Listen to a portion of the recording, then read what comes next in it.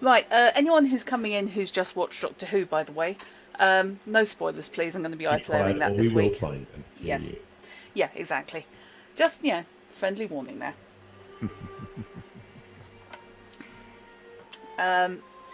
So, in the previous weeks, far from my casual little scenario that I thought I was writing, the two thieves, Dagread and Heamus, not Dagread and Hagrid, which is something else altogether. I'm a witcher, Harry.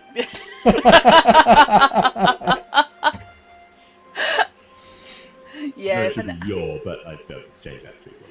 If an owl sweeps down at you, I do not assume it's got any kind of letter.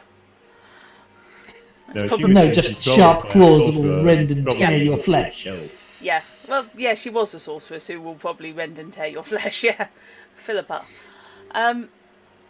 Yes, basically, these two have decided that getting safe, normal, everyday jobs is probably their best bet. Yeah. Not quite what we were doing. No.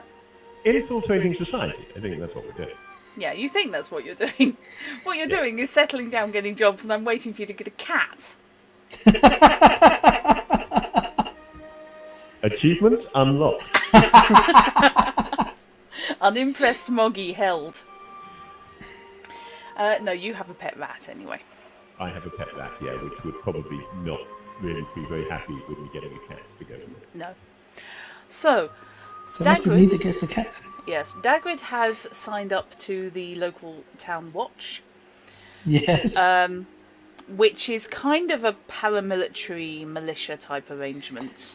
Yes. On the person with the most money and the most soldiers pitched up said, I'm in charge now. And everyone went, fair enough. And left him to it.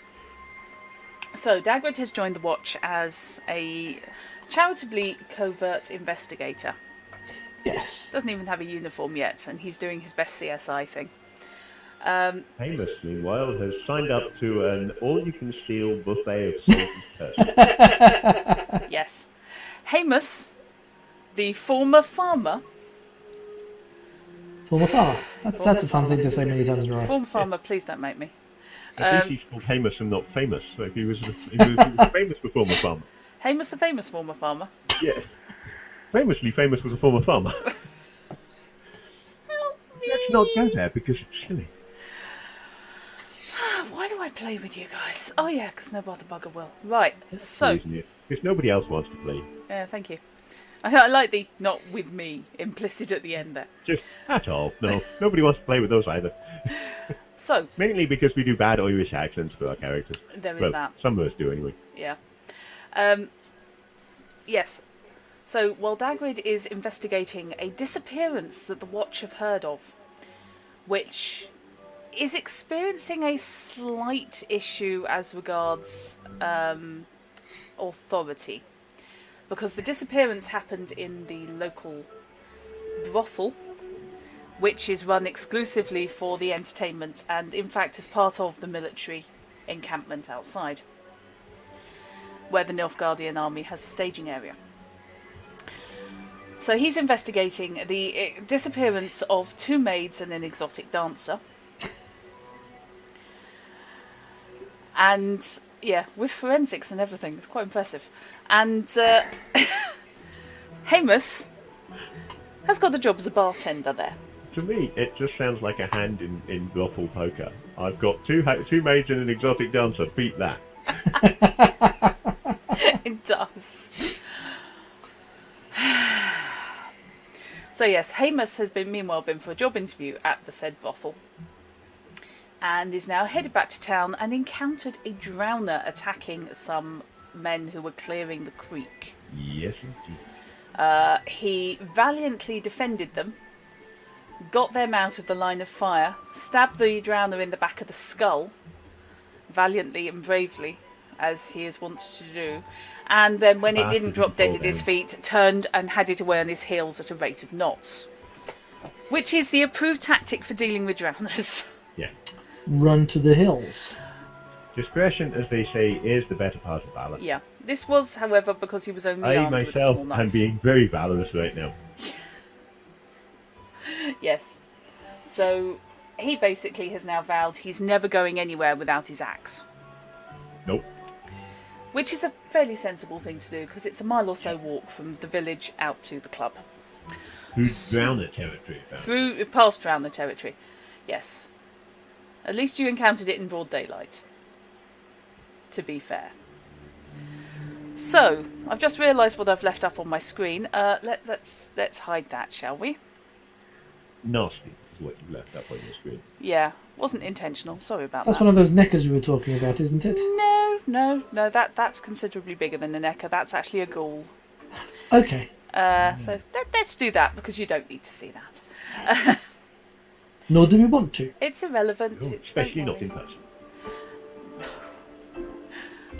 That's much more pleasant. Yes. That is. That's not. Although that, I immediately distrust, because it just kind of, it lures you into a false sense of security. Yeah. That village, there's no sign of the drowner. Now there's a sign of a drowner in it, so that's more reasonable. Yes. Yeah. Roll20 is at least talking to me at the moment, so that's not a problem. Okay. So yes, that's merely for illustrative purposes. Illustrative. Let's go back to this and get off the list for ghouls. I don't know why that's there. Gov, honest. Maybe it's there for illustrative purposes. Illustrating, yes. Illustrative. I either haven't had enough caffeine today or I've had too much. I honestly can't decide. So, let's put that back up. So I've got the character sheet in front of me. So You know what you're asking us to roll. I know what I'm asking you guys to roll. This is not actually representative of their characters. We actually have numbers. You actually have numbers, but this is purely so you can see what you're doing. I can see what I'm doing. It's always handy. So, and it saves me swapping back and forth, turning it off and on. Turn me off, turn me I assume, on. by the way, that practice paranoia only works if the ambush is aimed at me, which is why I didn't notice the drowner well before it actually attacked it. Well, Oh, I suppose actually I did notice it before it attacked it. Just not... no, I approve of any game where I can look up paranoia.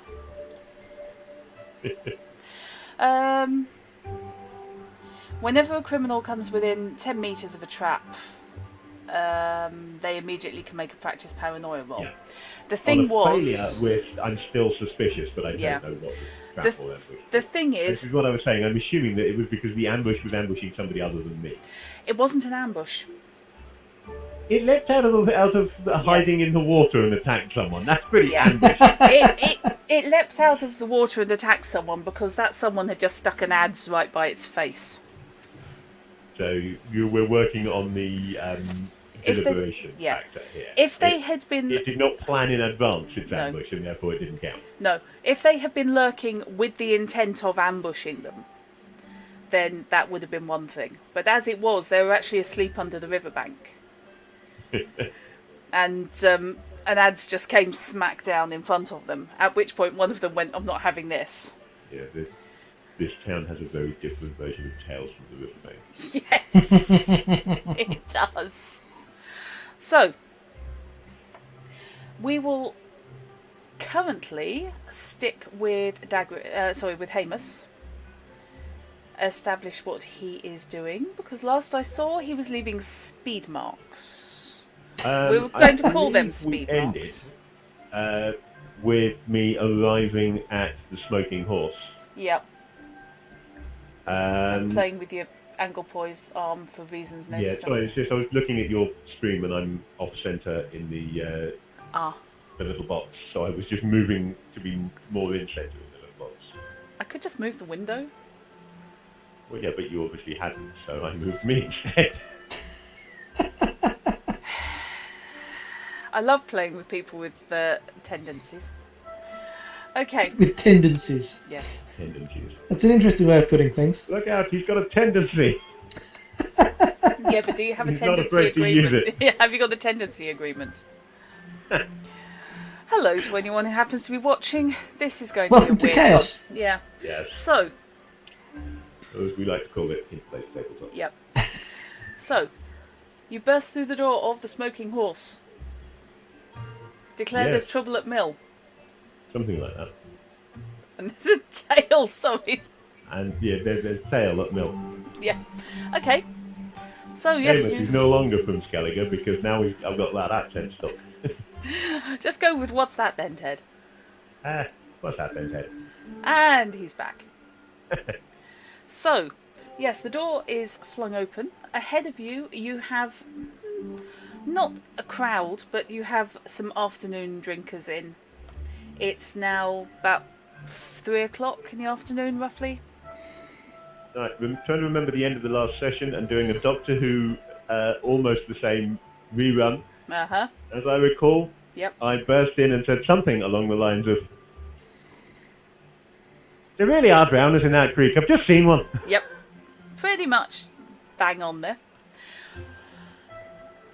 The bartender glances up and says, "Bollocks." No, I really have. Have you got something a bit stronger than ale? I could do with a drink. Now he is from Morecambe. Hang on, let me get. We established. Round one. We established that these dwarves are all from bloody Yorkshire. They're from up north. Well, I assume Morecambe's Yorkshire. Actually, Morecambe's Lancashire, isn't it? I've probably just alienated everybody from the top of the country. Yeah. I don't care. It's something to do with roses. It's north, I don't know. They're all bloody foreigners up north. Yes. Bloody north north. of the Dartford Crossing is a mystery to me. I'm so looking forward to going there next week. Memo, must not make any of these jokes in York. We'll just What's going to happen? telegraph this footage up there. To Yorkshire.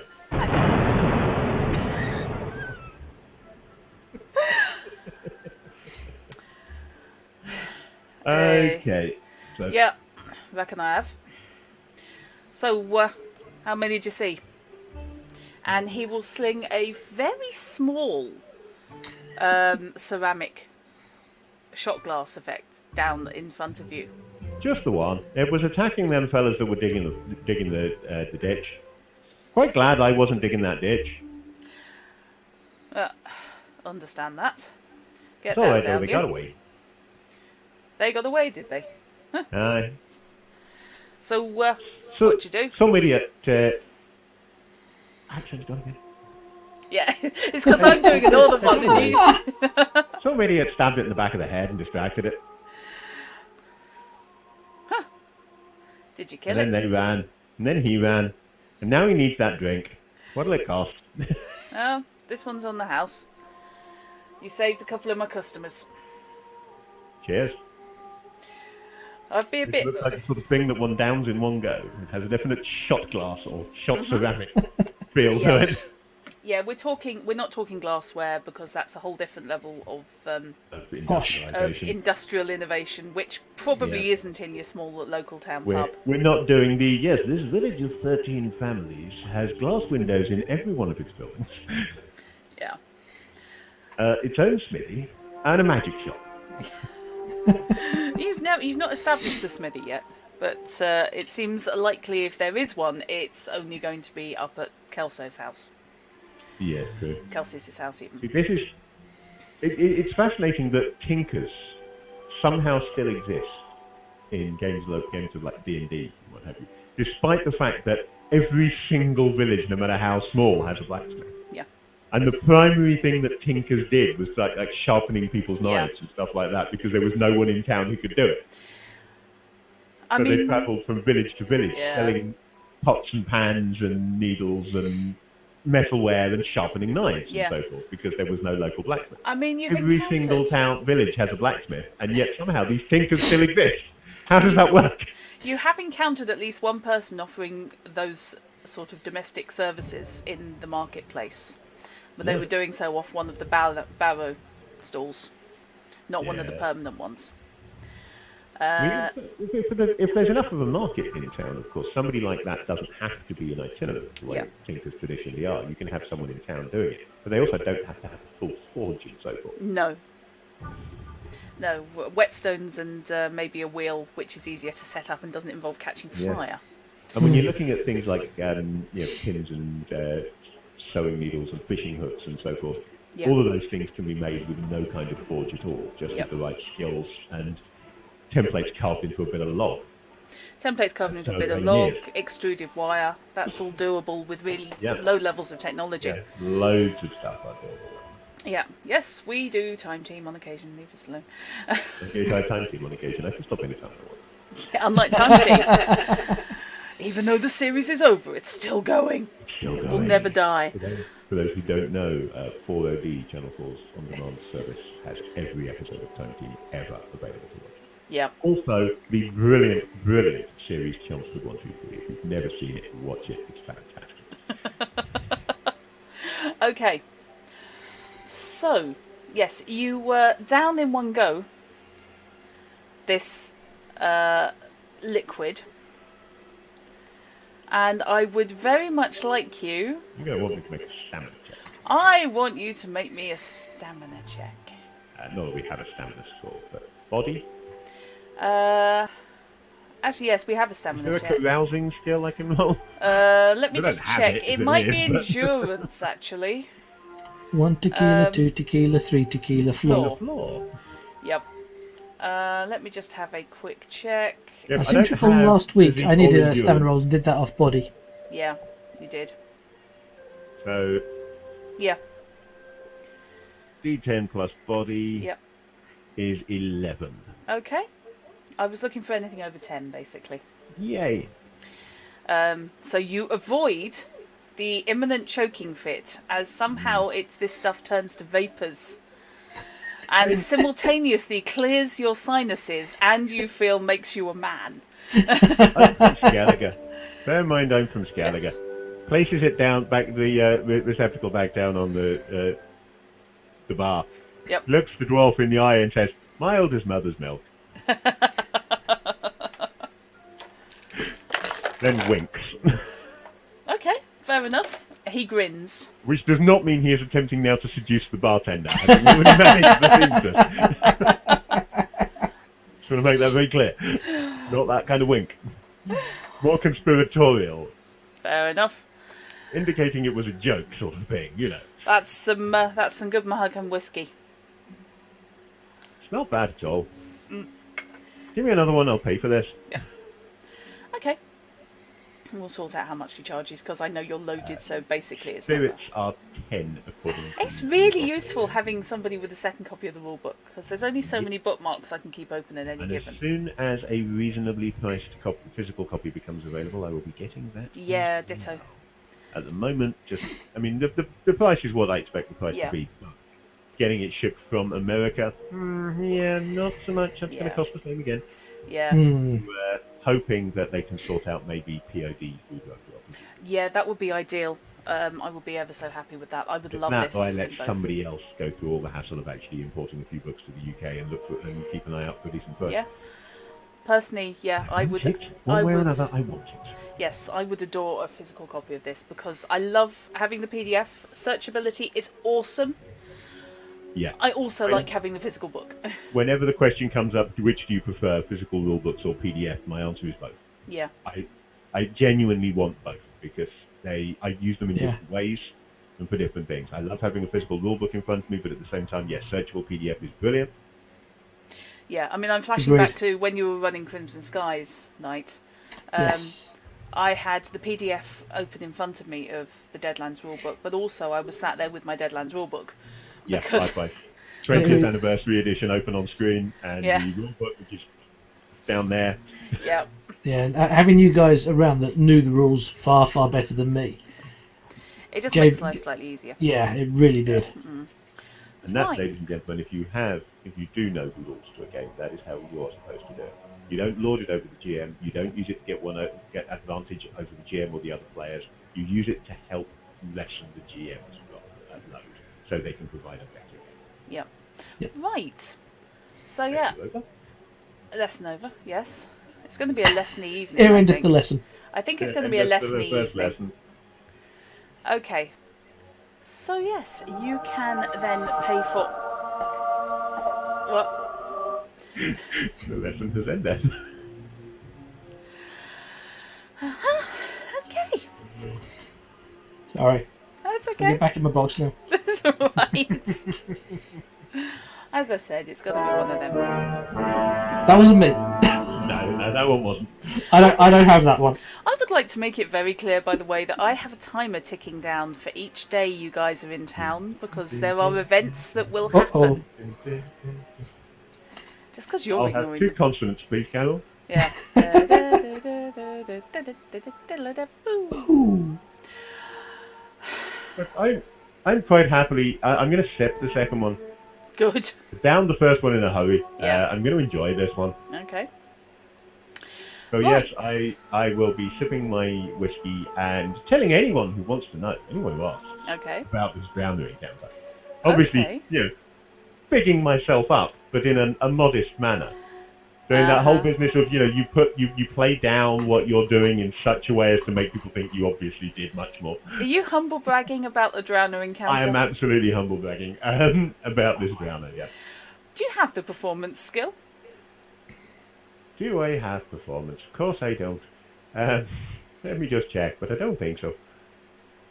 That would be a... It's under empathy. Empathy? Yeah. No, I don't have performance. I've got human perception, gambling, deceit, and charisma. Okay. It's not at the serious enough stage that I'm going to be asking for a deceit roll yet, so I don't have performance, so I'd only be rolling on my 6 empathy. which is still pretty damn good. It's still above average, but not great. Yeah. What is his charisma? He's got charisma plus 3, That's actually so pretty good. his base only comes to 9, so Yeah. he doesn't make it to the level 10, but you Yeah. apparently need to be even remotely normal, but never mind. So, I like the idea of the 10 and usually sort of around 13, whatever it is, idea as to how it works out, but unfortunately the 10 numbers are a bit out. Really, they ought to be more around 8 Yeah. for the same effect in most cases. Yeah, But it was still a really good idea. it is. It gives you a decent idea, to be honest. Yeah. So, you are doing that. Bear in mind...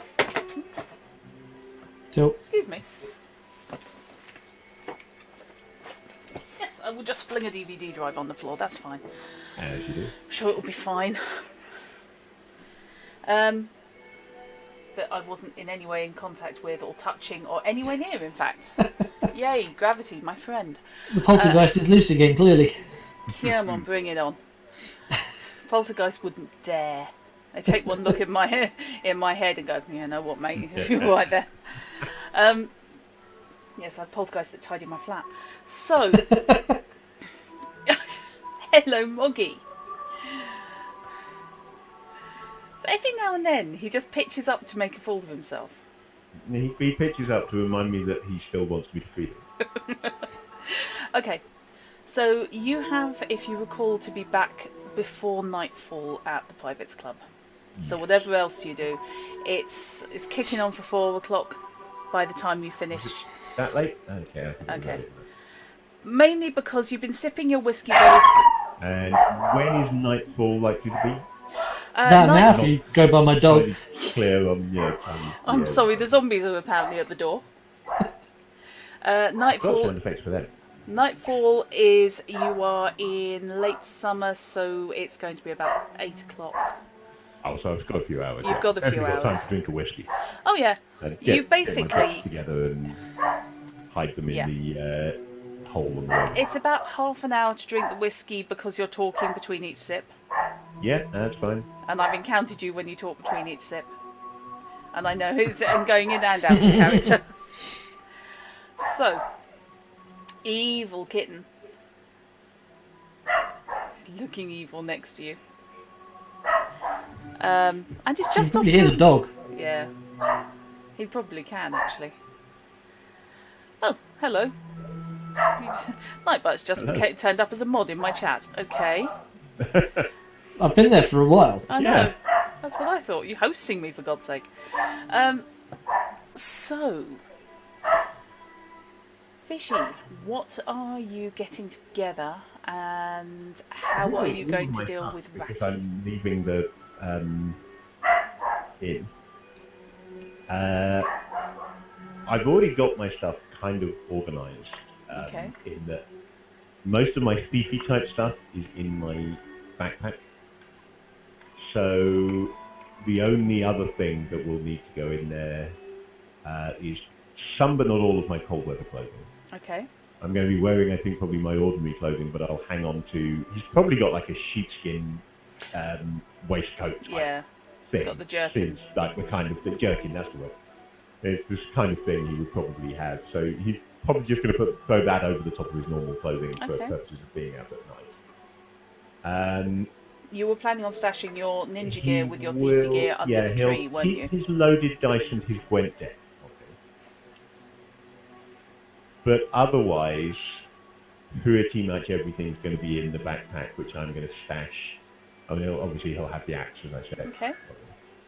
In his satchel, rather, not backpack. What are you doing with Ratty? Right. My plan is, I want to try and buy something as rat food. You know, rats will eat almost anything, so just. You could probably get vegetable or fruit or something from the market. Okay. And then I'm going to head to the tailor's establishment. Okay. Right. So you can indeed purchase probably a small amount of grain and a couple of slightly suspicious-looking apples. Fair enough. That works. It's because normally I'm speaking part of whatever I'm eating. Yeah. So I'm not buying specifically. No. But yes, you can purchase that, and yeah, you can head to Tilda and Merian's establishment, where they have their little shop. Which actually has a sign outside advertising their services. Do they have a knock on the door and talk to them type establishment, or do they actually have a shop front? They have a shop front. Right. In that case, I should simply enter the shop. Okay. You walk in, and you hadn't seen this, of course Dagread already did, which was you walk into a small shop with a counter along the back. Hanging above the counter and behind it, you see assorted work in progress dresses and guard uniforms. Yeah. And stacked to the right of the counter, you have bolts of cloth. Not a wide variety, and some of them are fairly narrow, but there's a selection there. They've been wound onto wooden poles. Hello, the shop. There's a moment, and you hear footsteps upstairs, and then Merian comes down and comes out from the door behind the counter. Heamus, nice to see you. Hello there. I've got a shop. Oh, that's wonderful. Yeah, I'm bartending at the private club. I can hear myself coming over your microphone, by the way. Can you? You shouldn't be able to. You can't normally. Do me a favour, say something. Something. Couldn't hear that. No, still can't hear that. Just every now and then it seems to come through, but... Yeah.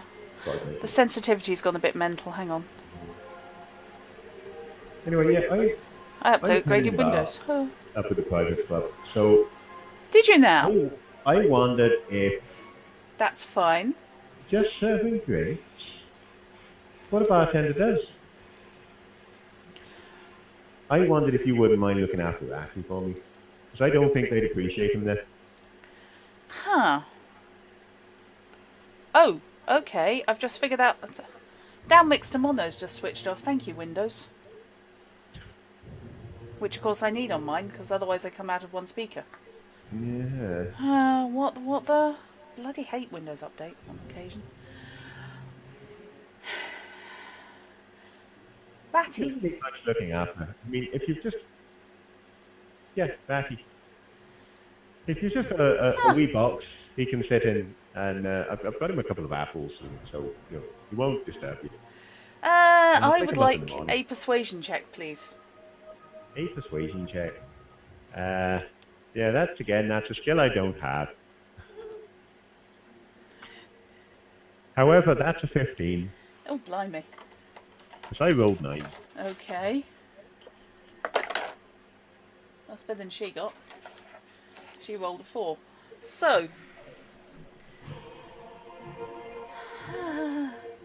He doesn't bite, I take it. Because my normal thing with rats is, you know, they bite. And we have traps. No. He's a sweet thing.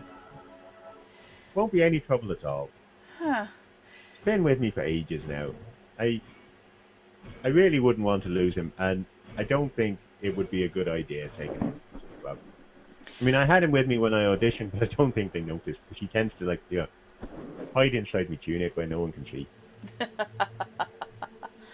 That's understandable, yes. I'm a little surprised you didn't notice him last night, to be honest. 2 nights ago. No, Was God. it 2 nights ago? No, it wasn't last Oh, night. God, it was. This is the second night that we're about to head to. Yeah. It's a long ass day. Okay, no. I figured by the turning your camera off. Blue. With astounding timing. Because sod's law.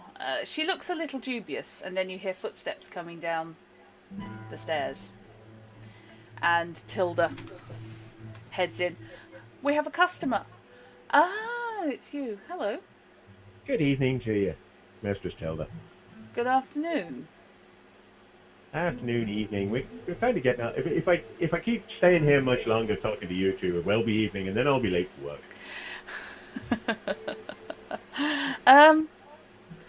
Yes. What is that? This is Ratty. He's a friend of mine. And he is in need of some kind folk to look after him for the evening while I'm working. So you're abandoning him? I'm not abandoning him. If I was abandoning him, I wouldn't be here with food for him, talking to nice people. He'd be out in the marketplace getting cold. But I would never do that to him. She gives you a sidelong glance, walks up. I met Dagread, he was my only friend. She gives you a sidelong glance, then walks up and completely ignores you and tickles Ratty behind the ears, who obligingly sneezes on her. Because that's what rats do. Because that's what rats do. Well, he is adorable. I promise he won't be any trouble. If he gets into any of the cloth, you reimburse us. Obviously. But I'd rather that you just kept him away from the cloth, to be honest. I think we can probably I manage said to that. Marion, if you had a nice wee box he can sit in, preferably with the lid open. You know, he doesn't like being closed in. And just set him in the box with his apples and he'll be fine. I have a basket with a lid. Yes, I will sort something out for him. Marion sort of looks between the two of you. You like animals? I have no problem with animals. Animals are fine. Animals where I can see them and where I want them are fine. So, yes, between the two of them, they manhandle Ratty into a large, round wicker basket. You're fine folk, both of you. You've made a poor man very happy knowing that the little Ratty will be looked after this evening. Not too poor, I hope. I'll come and collect it. Well, let's hope not. I've got gainful employment. Well, that's good, says Tilda. Speaking He's of working at the club, says Marion. which, Oh, is he? selling drinks. I understand. Totally. It pays a damn sight more than digging out ditches, does. Well, this is true, yes. And with less likelihood of me meeting another drowner. Ugh. Marion shudders, and Tilda frowns. Sorry, another. Oh, yeah. There was one this afternoon. As I was coming back from the club, there was those poor fellas were digging they were clearing the ditch, like I'm not doing. Thank Melatelli. And one leapt up out of the water and attacked them. It was horrible. Really? Mm. Huh. They got away, though. Did they now? So did I. Well, that's a relief in and of itself. Sorry, mate. You really can be doing without anything that you can stab in the back of the head with a knife as hard as I did, and it still keeps going. That's not my idea of a good time at all. Absolutely. So I ran away. Yes.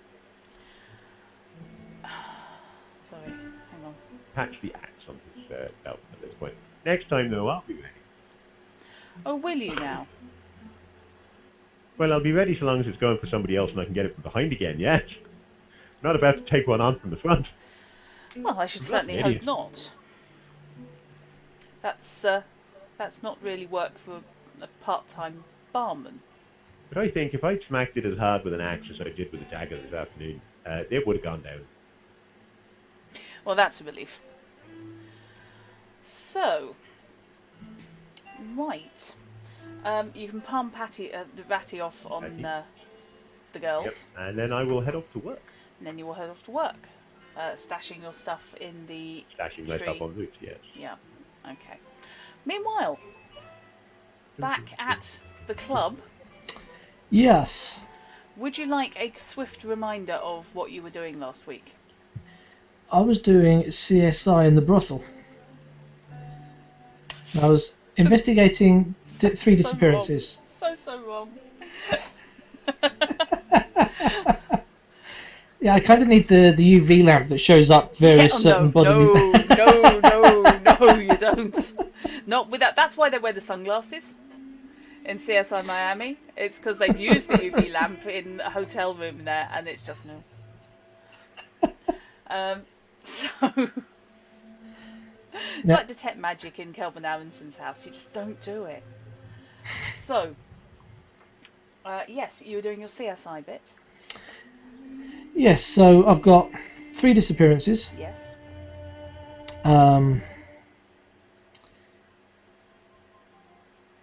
One was Eril, who missed a couple of shifts, left some very dodgy looking clothes in his lockbox and appears to have eloped with a lover.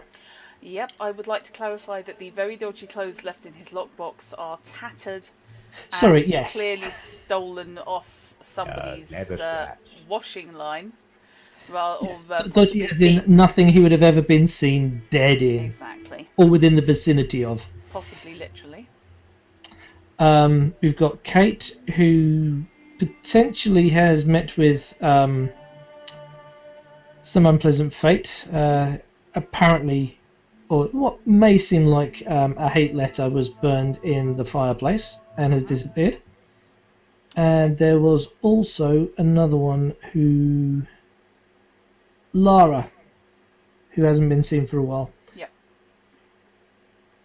Now, I haven't looked at Lara's room yet. We've looked through Cait's room, we've looked through Eril's room. I don't think we've looked through Lara's room yet. You haven't looked through where Lara was sleeping, though. So, yeah, Cait was the wardrobe mistress. Yeah. She slept in with the costumes and clothes that all the dancers and professional employees use. Yep. And had a reputation for ruling it with a bit of a rod of iron. Eril was indeed one of the dancers. Larra is one of the maids. So, you are escorted upstairs. That's right, I've got Captain Elwyn with me, haven't I still? You have. He's showing me around. Yes, you've got the guy, Elwyn, who runs who is the proprietor of the Privates Club. I'm regretting that name. So, It's the perfect name. I know. It is a pun as well as being slightly risque. As the apostrophe S or S apostrophe is a significant thing. It's where the enlisted men go for entertainment. So, yes, he will escort you upstairs, and he takes you past 4 doors to each side. The corridor bends round after you go up the stairs. And the 4 doors are well polished. Let's put it this way: they're you get the feeling they're part of the front of house. Okay. When people are engaged in active nocturnal pursuits, this is where they get bored. These are the rooms of engagement. Yes, this is the frontline services area. Quite. Yes. I love your turn of phrase. Said the voice from the grey mist. Yes, this is the customer facing. So, Front of house, point of sale. yes. Gives an Oh, the point of entirely sale's downstairs. They're not new stupid. set of possibilities to the term drop and fill.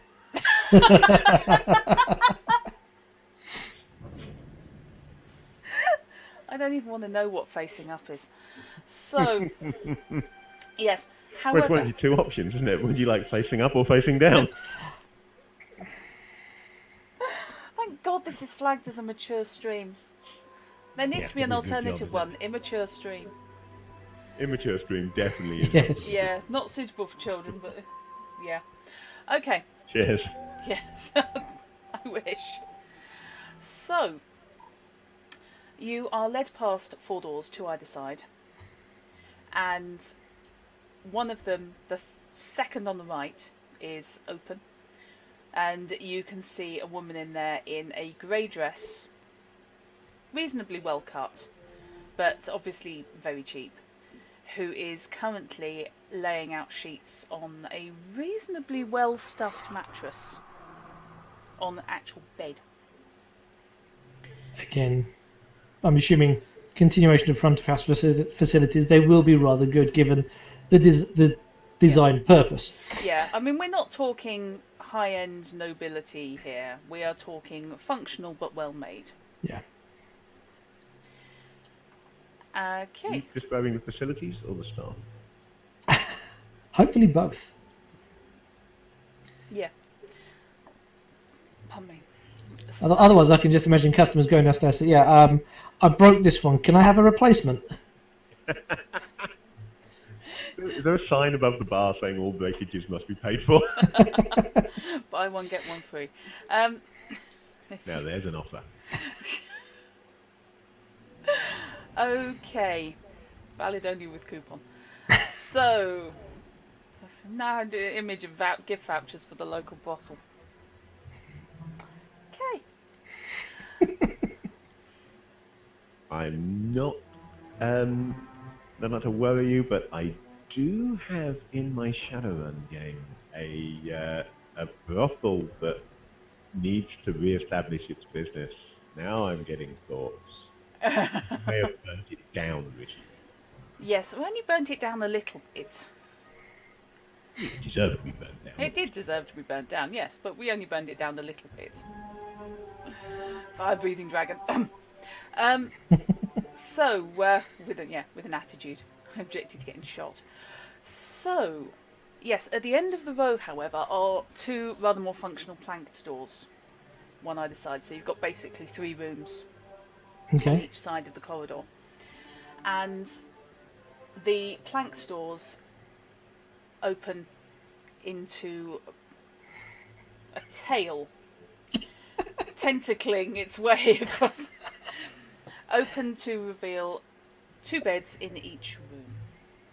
He actually does open both doors, so you can see they are the same. One of them has a young lady lying asleep on her bed, and he does that. My apologies. Because she stirs, looks up blearily, and then looks at the window behind her. It's daylight. Why am I awake? You know I can't come out during the daylight. And he tells her to get some sleep. I was. But you get the feeling her head's gone by the time she's... Yeah, as soon as the head hits the pillow, that's it. She's out like a light.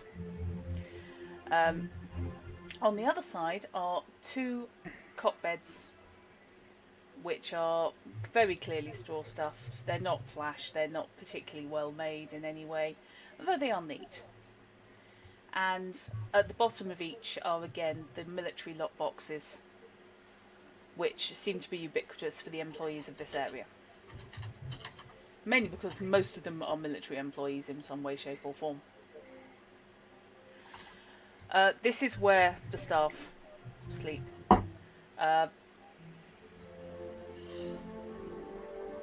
Sheba in there is our, well, she's what we laughingly call our chef. Laughingly? Cool. Yes. She's incapable of making anything simple. So this is perfect for her. But, you know, when men are on the march, they want stew, they want pottage, they want things that are easy and quick. Or at least quick to them, not quick to prepare. Couple of rounds of Gerald's.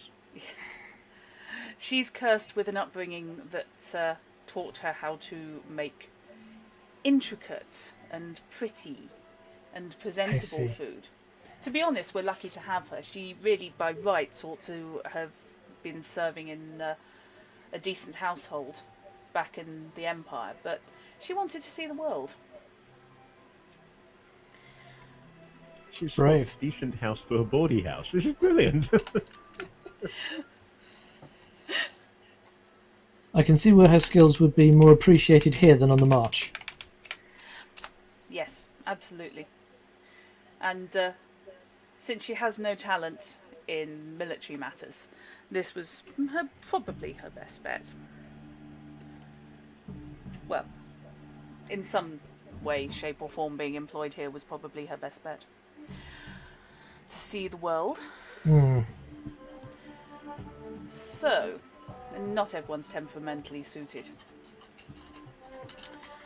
So, this, however, he indicates to the right, to the empty room. The right-hand bed is Larra's. I have no idea what you'll find.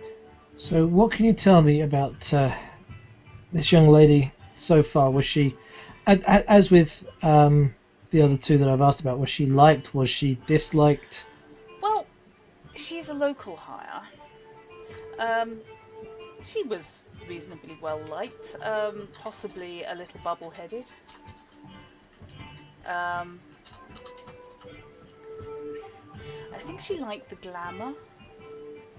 She herself wouldn't dream, she's clearly from one of those households, wouldn't dream of taking a more active part, and we wouldn't ask her to. The gentlemen here primarily are interested in a taste of home. Actually, gentlemen and ladies, the clientele prefer a taste of home to local colour, as 'twere. But no, she was well liked, smiled a great deal, and did her work well. What was her work? Primarily, she was responsible for cleaning the private rooms. That's done on a rotation basis. She, how did I put this?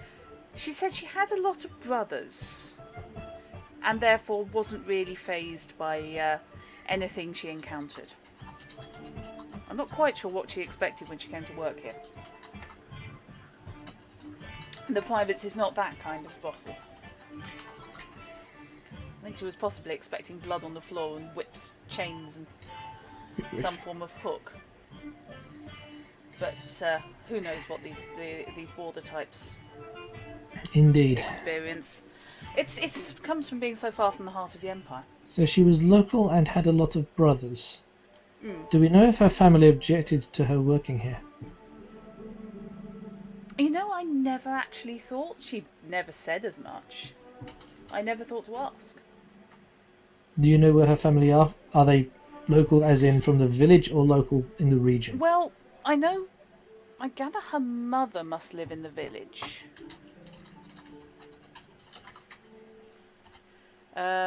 Because she visited her every day or so.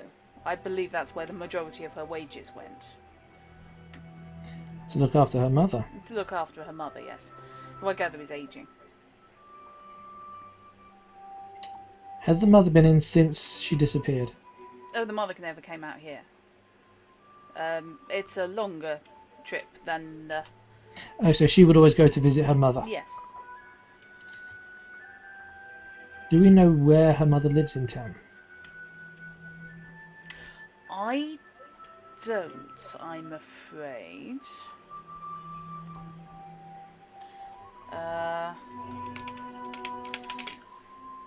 Possibly that's something you would do better to ask in the village themselves. To be honest, once they're out of here, they're not my responsibility. Would this be something perhaps Bella would know? She might. She does know a lot. I mean, technically Larra wasn't her staff. Because she was a local hire. Because she was local, yes. We always try and engage with the locals if possible, if you can be reasonably sure they're not going to try and slit our soldiers' throats. Obviously, if they are, then they don't get within half a mile of them. Of course, winning the hearts and minds of the locals is important to the safety of the troops. And their morale. Yes. And also, it's just a lot less trouble than taking their hearts and heads. Also true. Course of least resistance. So, if she wasn't technically employed by Bella, Yes. then who was responsible for Larra? Well, technically, the chain of command ran through Cait, and thence to Who has me. also disappeared. Okay, so the chain of command ran through Cait, who has also disappeared. Yes. You can understand why this place is slightly disordered by comparison to its normal state of affairs. Indeed, yes.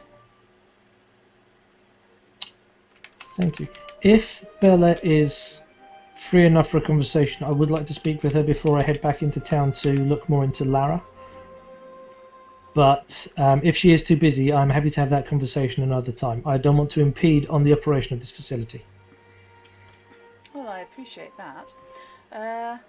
Let's see. It rather depends what mood she's in. Understood. Yes. Downstairs then. Thank you. So yes, he will lead you back down the stairs, unless you want to search the room first. That's the point. I haven't searched the room yet. You haven't. Let's do our usual check of the footlocker. Check it for weight, Okay. and to check if the lid is latched or if it's Okay. reopening. The lid has no lock, but it has a little hook and eye arrangement, which is closed. It's not particularly heavy when you push it. When you say it's got a hook and eye arrangement which is closed, you can just unlatch the hook and lift the lid. Then I shall do so. Okay.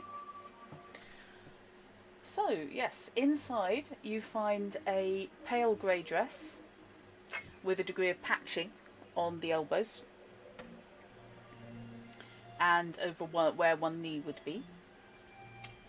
Understandable for someone that does a lot of cleaning. Mm-hmm. You also find a cloth bag containing a large number of rags. Presumably used to do the cleaning. And you find a small bundle of paper. Now this could be interesting. What is this? Let's take a closer look at the small bundle of paper. It's cheap, rather chunky and rough paper. And it's written in a smooth, flowing hand. The slight Gothic script to it, to your eyes, speaks native Nilfgaardian. Although it's written in the common speech which you have trouble distinguishing, don't you? Let me check. Common speech is intelligence plus. That gives me 11. Yeah, you can read it, but you're not fluent in it. It's kind of A-level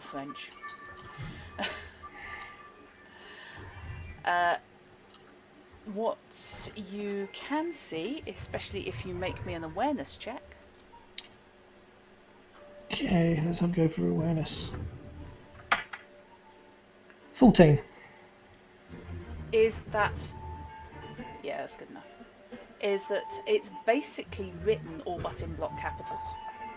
The script is flowing and the calligraphy is good, but it's as if written for a child.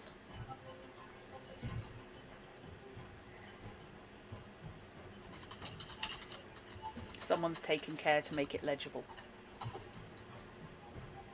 Okay. Right. What does can I make out any of the content? You can. Rarely have you seen so many references to stars, moons, moonlit ponds, wild horses in one passage, the flowing manes thereof.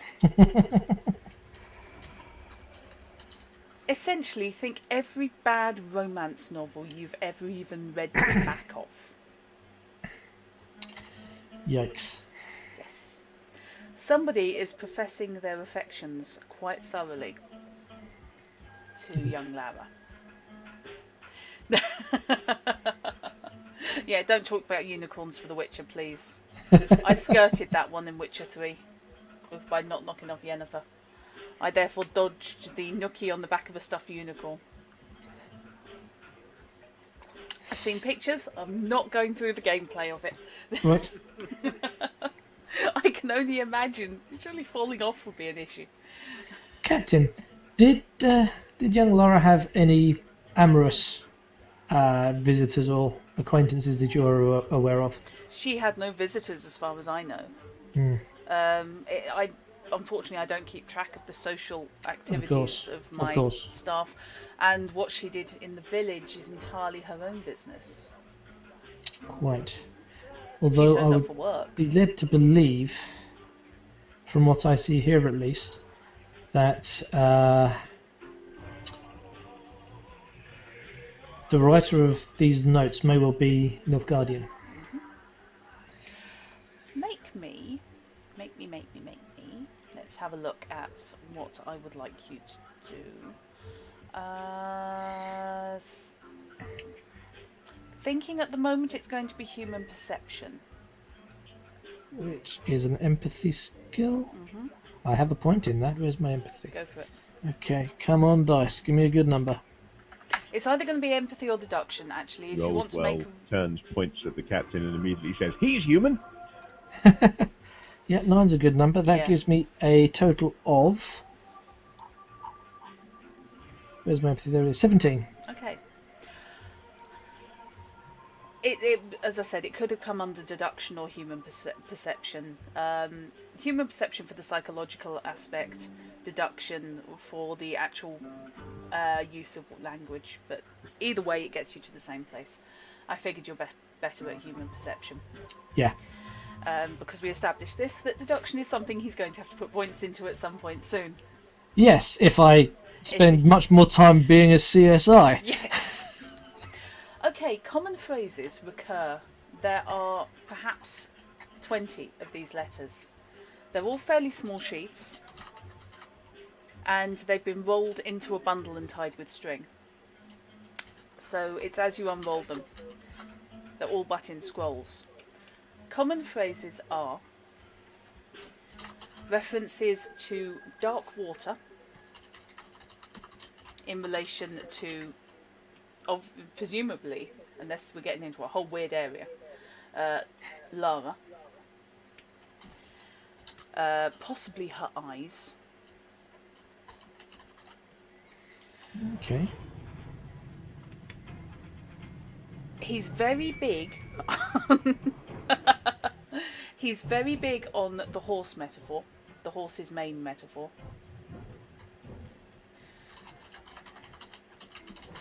Maybe he's just got his language a little bit wrong, if he is a Nilfgaardian, writing in the wrong language. Yeah, there's a whole building full of horses here. or she has fairly nicely flowing hair, perhaps. Yes. And also a reference to hair full of moonlight. That turns up 3 times. Good lord. Captain, how would you give me a physical description of Lara?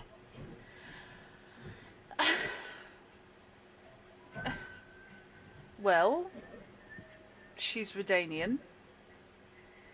Well, her family are anyway, I gather. Sort of whitish hair. I suppose it's quite unusual. Usually has a scarf on it, though. Quite pretty in a sort of northern way.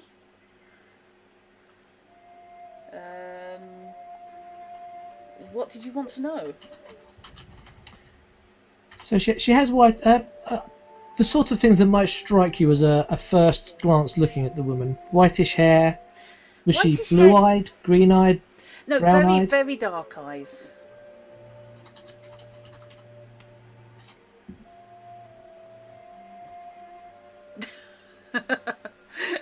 She's Redanian and she lives down here, not in Redania. I think that might have something to say with about this. Redania is where they burn witches. Actually, Redania is where they burn everybody.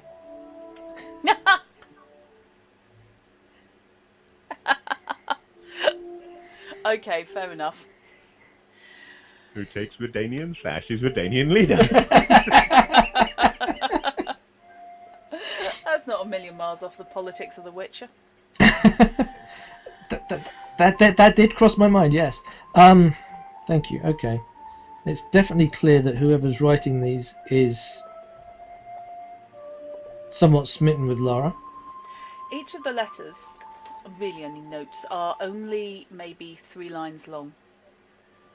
But the lettering is quite large and takes up most of the... If you think large postcard for the size of the paper. Yes, someone that's not necessarily well trained in writing. Someone that's had to learn it as a foreign language, perhaps, because they're writing in common. Yeah, could be. So they're taking a lot of care to do it, to make sure that it's legible and understandable. All of the letters are unsigned. Because that would be too simple. It would be. Plus, if you're receiving letters like this, you'd really hope that they were only coming from one person. Yeah. Yeah, you shouldn't need to sign it. You shouldn't need to sign it, yeah. But he's typing again. You need a cat sat on your shoulder. You've got the padding. Is that or a gore cannon? Right, I'd like a quick look around the room to see if anything is out of place or if there's anything burned in the fireplace. Right. If this room has a fireplace. What's your awareness? Please? Awareness plus is... intelligence. Awareness plus intelligence totals... I think it's 11. Yeah, 11. Okay. Oh, damn. Okay. So, having a look around the rest of the room, you have access to...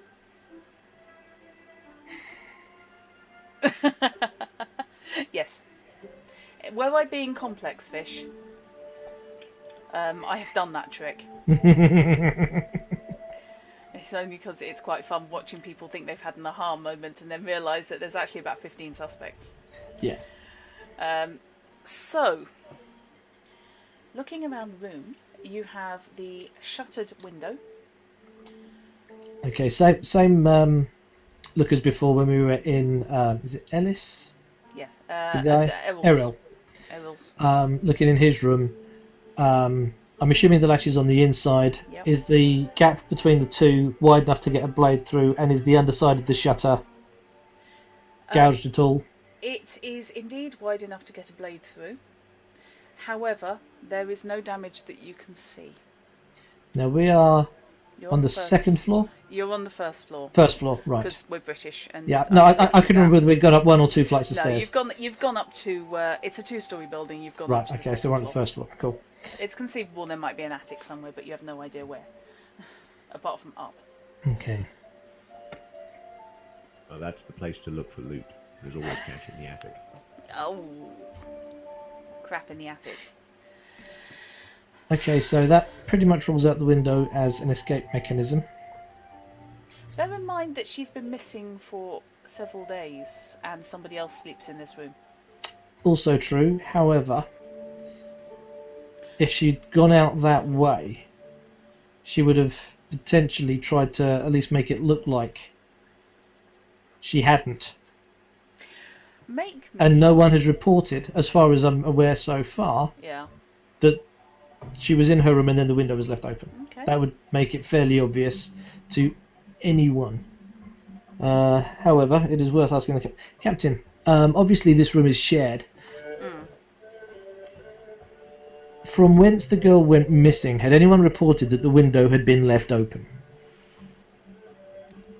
When the weather gets warm, the windows frequently open. I can find out. I believe the other maid assigned here is Bethan. I don't think they had much in common. I can find out, certainly. Yes, please.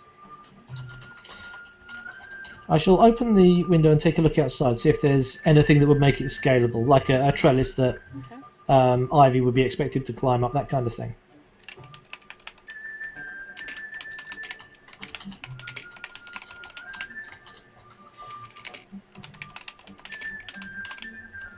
Oh, hello. Don't type that, Linda. That's Currently busy somewhere else. Okay, he's on his way here. He'll be here soon, I'm sure. Once again, we'll probably pass each other on the path. Yeah. There are no trees immediately outside the window. No trees immediately outside. The closest one is perhaps 10 feet away, which would be a bit of a jump. The window, however, is certainly big enough that, assuming that she wasn't particularly high and wide, she could have got out. Yeah, there's no trellis or other bits that she could use as climbing. It is basically clapboard built. Okay. And of course, beyond it, beyond the tree, there is the palisade. And we are looking at about a 15-foot drop. Yeah. Your question has made me figure it out. I know who was writing letters to her. It was Mrs. Trellis. She's renowned for writing letters.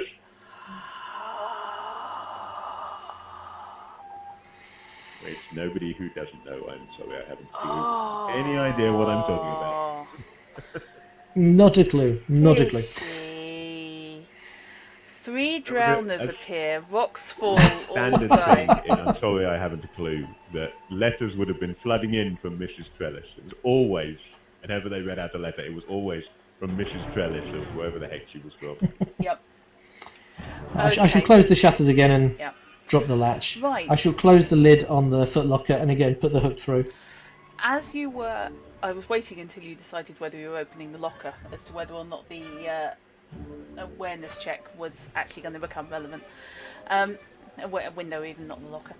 Okay. There is, in the wood of the sill, bearing in mind this is all sort of scratch-built, soft wood, pine, easy cut, there is a small dip in the wood on the sill. In about the middle?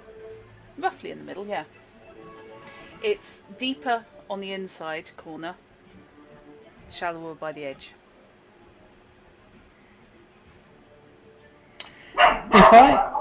There's my dog again. So if I now look directly back across the room, what is there in line with that dip in the wood? Directly in line with the dip in the wood is the, as you look at it, left-hand leg of one of the beds. How heavy does the bed look?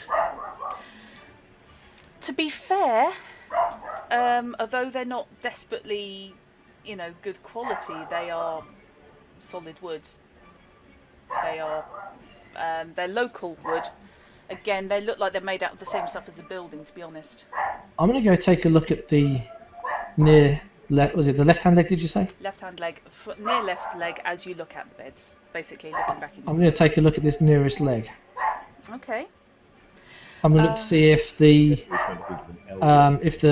the stain or the sheen or the varnish on the wood is scuffed at any point. Okay. That might be about the thickness of a piece of rope, perhaps. Okay. Now you know what you're looking for. This wood has all been oiled because of the slightly damper climate around here. Mm-hmm. The odds are pretty good that when they move on, eventually they'll break down these and probably take the more solid pieces with them. But in the meantime, why would you want your beds rotting away? Quite. So yes, you can see, and you in fact saw similar damage because you had a look at my messer. You know, where the surface oil has been damaged, but not the actual fabric of the wood. So yes, around the back of it is a narrow band where the oil has been rubbed away. Around the back of the leg. Captain. What are you doing under the bed? Take a look at this, if you will. The sheen on the leg of the bed. It shows deterioration. Oh, yes. Now imagine, if you will, someone had exited this room via the window. It's about a 15 feet drop. Not something you could jump and safely land. So you'd want to maybe lower yourself with a rope. However, if you're trying to abscond without anyone noticing, you need to take the rope with you. This marking here on the bed and the indentation you can see on the ledge there tells me that perhaps the rope was indeed used and then simply fed out once whoever it was had made their escape. That would make sense, but... Which makes it all the more pressing to know if someone had to shut the window afterwards. Yes, it does, doesn't it? If you would like to accompany me... Of course. I think we need to have a word with Bella. He heads down, leads you down the stairs. He's got his angry head on. Oopsie, me, definite oopsie, and heads over to where Bella is currently dealing with stacks of coinage and an accounting book. She's back to her money.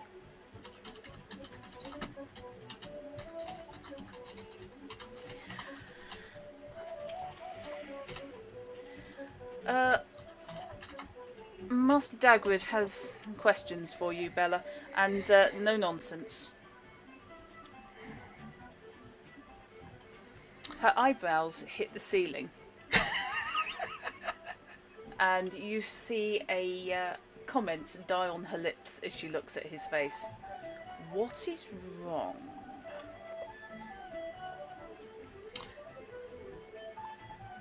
I am looking into, at the request of the captain, some disappearances.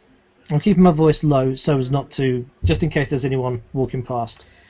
Oh, the lovely Eril, I would assume. Eril, Larra and Cait.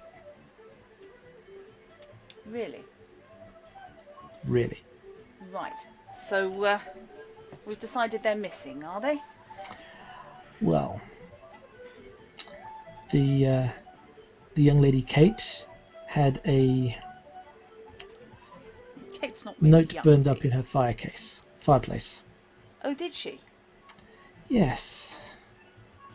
I made out one or two words on it. Heartless, enemy, beg. I'm wondering if perhaps there was someone that may have had some malintent towards her. Well, aside from the fact that if you stepped where you weren't supposed to in her domain, she'd have some sharp words. I don't think she'd have triggered any strong reaction in anyone. I'm not convinced she ever triggered any strong reaction in anybody at all. It may be possible that the intent was not necessarily of her own doing, but maybe a family history on something. Really? Because words such as heartless and enemy are not words one would associate with someone of Cait's role in life. No. However, it is not just Cait that we are looking into. Mm-hmm.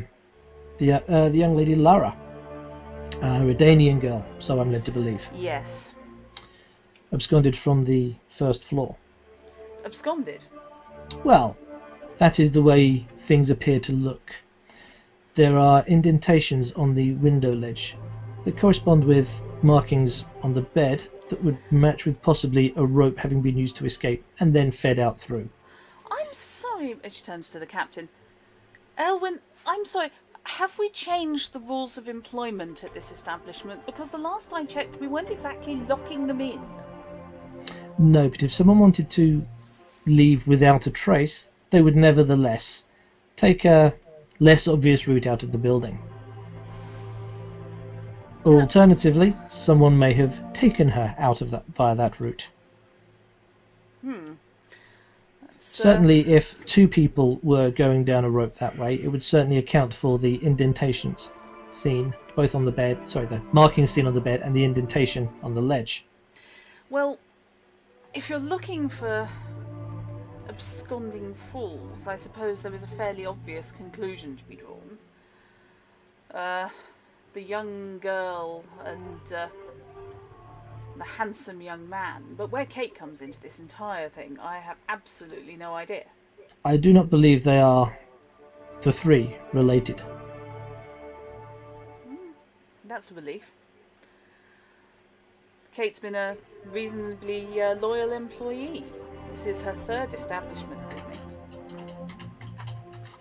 Although now you mention it,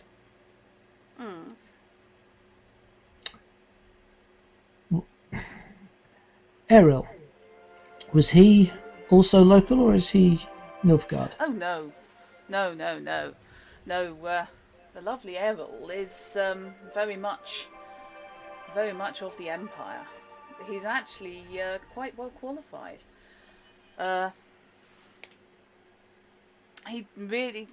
He's a professional bard, excellent singer, but a better dancer. Extremely popular with the ladies. Excellent bard, you say? Yes. To be well honest, versed in metaphor and colourful imagery, perhaps? Yeah, I did qualify that, Fish. Thanks. Well, he's given to flowery language, if that's anything to go by. Yes. He doesn't even have to take them upstairs in order to get them to pay, which is quite impressive. But several of the scouts with the units are female, easier to slip in and out, and tend to draw less attention. They have their needs, as do the gentlemen. Indeed. Would you know the handwriting of either Eril or Larra, were you to see it? Well, I'm not convinced young Larra could write. Certainly, it's not like she ever had to sign a contract of employment or anything. But I would certainly know Eril's hand. I have his, well, I don't have, but I remember his letter of application. Then perhaps we should take a look in... Is this Eril's hand? in Miss Larra's footlocker, for there are a number of love notes there. Love notes that make references to the dark water of her eyes, the flowing manes of her hair. Oh, good lord. Yes. Without looking, that's his turn of phrase. But I've never encountered it deployed in a non-professional capacity. Then perhaps subterfuge is a skill of his. Well, given his profession.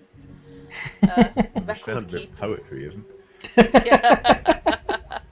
You're not wrong there, Fish. He is excellent at recounting tales, but you don't really want to be in the room when he starts recounting his poetry. But, as I said, he is also an excellent dancer. I can You well can't believe. have everything.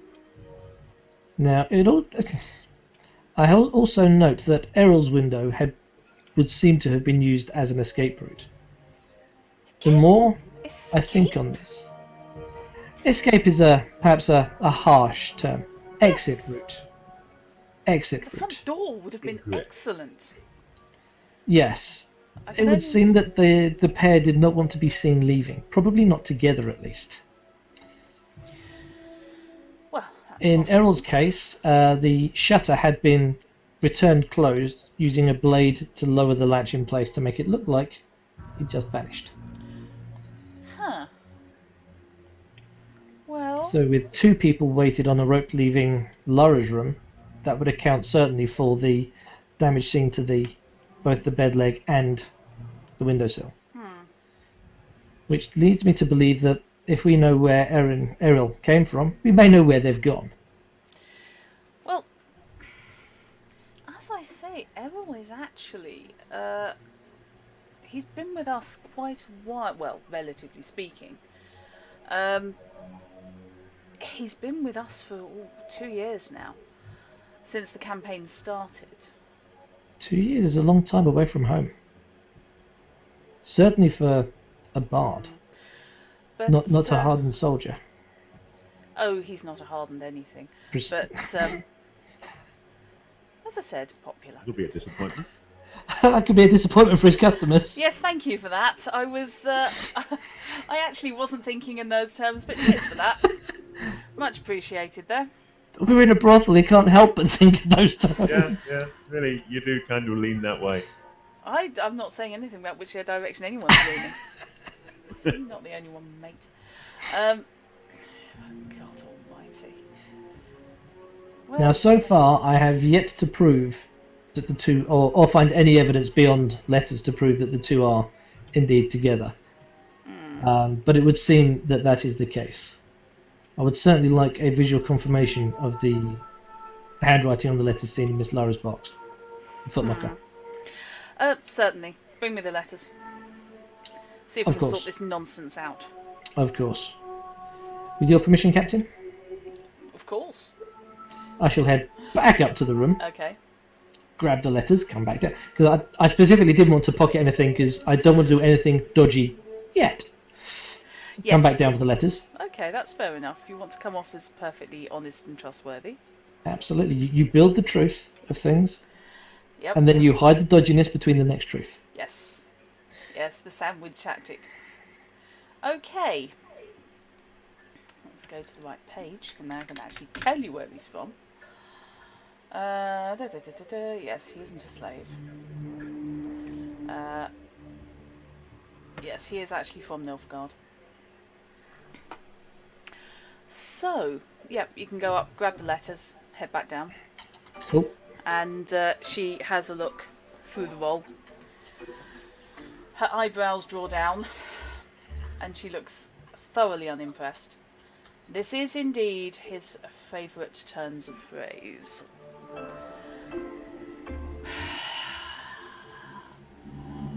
Some people have a turn for the dramatic. Young Eril is one of them. Indeed. As the young lady in question has family locally, they may be concerned about her. Especially seeing as she was feeding money to her elderly mother. Was would- indeed. I would like to, with your permission, take a copy of these to go visit the mother so that she doesn't bring any manner of unpleasantness to our door here.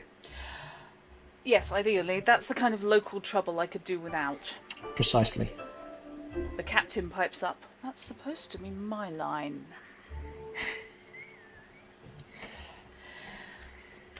Local trouble? Let's just say we want to avoid any imperialism.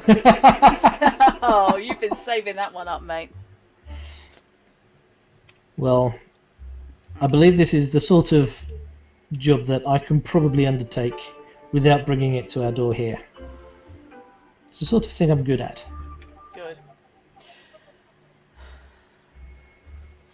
She's hiding a captaincy under that dressing gown. Did you know that?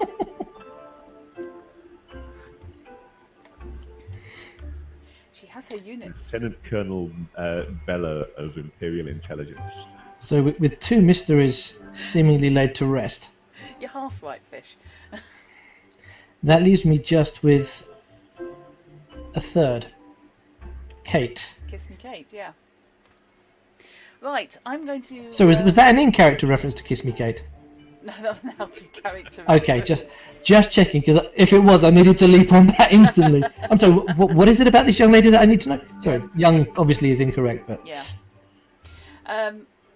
Yep, okay, you have a think about that. I am briefly going to take a comfort break. Brief. As shall I, for that matter. Short term. So, Fish, Oh, feel yeah, free to you hold know your end up. As 'twere. No, that gets us banned from Twitch. It's a bad idea. However, if there is anybody in chat who wants to ask any questions about role-playing in general, or the Witcher RPG in particular, now obviously is an excellent time to do it.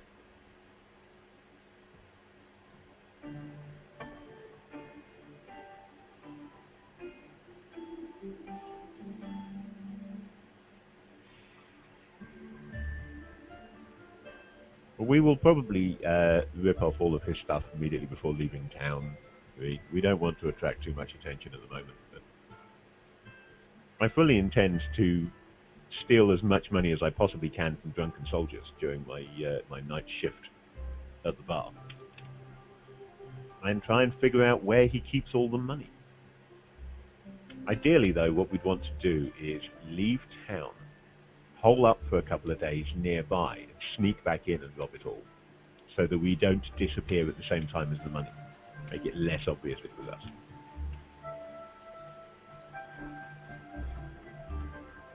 I also still want to try and blackmail that merchant.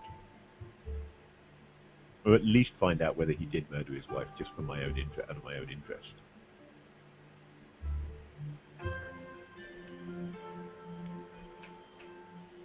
Yep, well, we are both paying criminals, we. Absolutely rob everybody. That's the Who's point. getting robbed? And he's not Irish, he's Skellige. He's a Skellige thieving report. Yes, he's a skeleton thieving shit. Yes. So thieving little Skellige.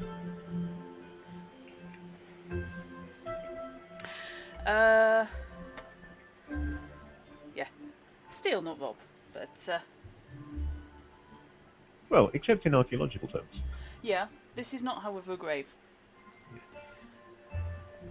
Last I Many of checked. the items from this particular building appear to have been robbed out on by previous visitors. This would We be... still don't know why educated people like archaeologists misuse the term rob that way. Yes, maybe his trowels are very, very sharp. Actually, they are quite sharp. They are, yeah.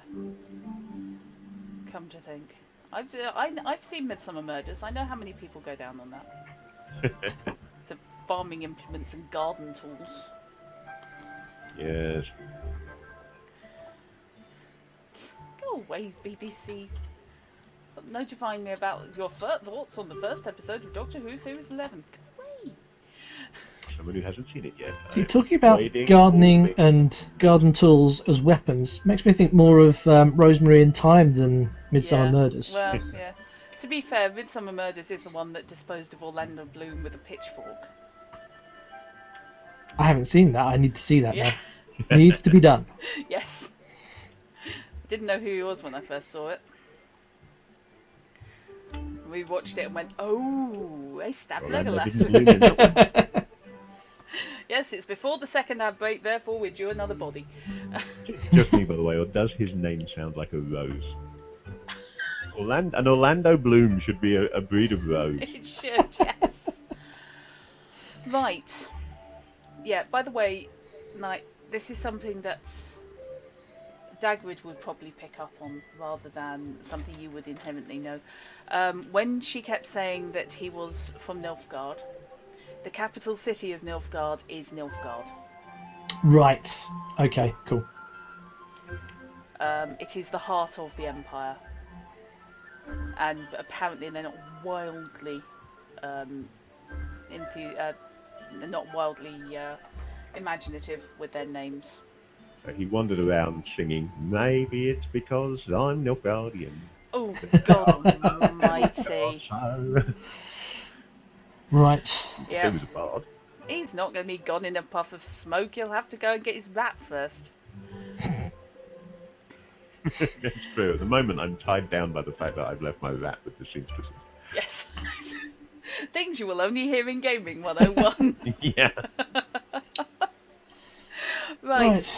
So that Kevin. then just leaves us with the matter of Cait, Yes. who sadly I have very little to go on at the moment. Anything you can tell me about the woman, anything you know about her family, may assist. Or indeed if she had any appointments in town, perhaps. Did you have a bad habit of skinny dipping at night? Because if so, problem solved. We know we figured it out. I'm trying to imagine anyone quite as matronly as that skinny dipping, and now I wish I hadn't. You're a bad man, Fish. I try. But I'm an even worse woman, so... Yes, the body language, by the way, for Bella is about right. The folded arms and doing the whole strokey chin thing. That's about right. She has very guarded body language. Which is odd for somebody sat there basically in her unmentionables and a silk robe. Okay. And there's Heamus Of course, the reading. reverse is also true. Exactly, Yeah, yes. probably. You've got thief on thief. There's everybody basically should be completely safe. Hot beef on beef action. We're back in the brothel. God help me. If I had known that The Witcher was just going to stick everybody's brain in the gutter and leave it there. No, my brain's always in the gutter. This is just giving me opportunities to show it, that's Yeah, all. true. Right. I'm a single middle-aged male, what do you expect? Both of us are. Yeah, good point. Yeah. That's cheating. Okay. Yes, by rights I shouldn't be able to cope with either of you. I've known you all too long. Indeed. Okay, so... And I'm actually reining in my innuendo genes. So, as opposed to reining in my innuendo genes, which is a different thing altogether. I was So, just thinking, but yeah, I know. I thought I would. I could see it lurking. Okay. So, yes, she I've will not got a confirm indeed. sound effect for that one. Yeah, she will confirm indeed that this is Eril's turn of phrase, and indeed, his handwriting, if a little overblown. That certainly puts the underscore on those two disappearances. It would... And I will break the news to Miss Lara's family that Lara appears to have absconded with a bow from Nilfgaard. If she's gone with Eril, then the absconsion makes sense. He's an overdramatic idiot on occasion. I'm not sure quite what they teach in his branch of the academy, but it's not practicality.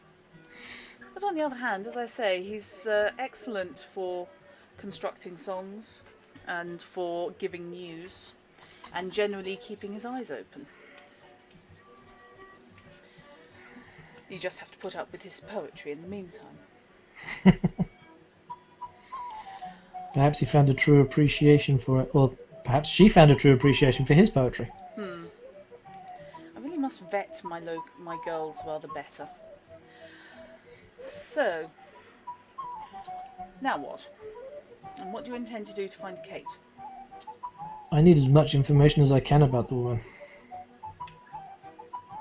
So far, all I have to go on Well, she's... is a note that was left in a fireplace and badly burned to the point that I have 3 words. She's been with me in one capacity or another for the last 5 years or so. So you should know her fairly well then. No, as I know any of my troop. But she was businesslike, did her job, stopped people wandering off with the costumes, kept track of most of the comings and goings, and as I said, did her job.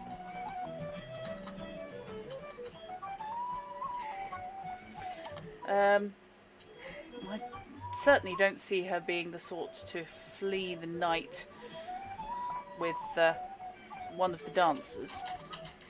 No. Indeed, one of the maids, come to that.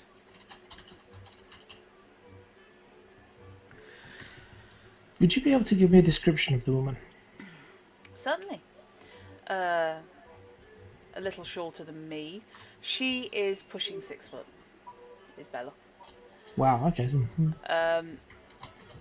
She's a big old thing. Is a little shorter than me. Running to matronly. Perpetually sour expression. Dark hair. Brown eyes. Not a desperately good complexion, but nothing you would throw stones at in the street. A little grey. A little grey. So roughly, I realise it's an impolite thing to ask, but roughly how old? Well, she claims, and she basically, I'm going with ages being roughly the same. We'll ignore the whole you're an adult at 12 in a medieval society, because that ends up getting really confusing. She claims to be in her early 30s. But never had the temperament to get married. Spinster of this parish. God, I hate that word. It's really an uncomfortable looking word, isn't It's it? not a nice word. What? Bella? No. She's just an Nilfgaardian and military. And very tall.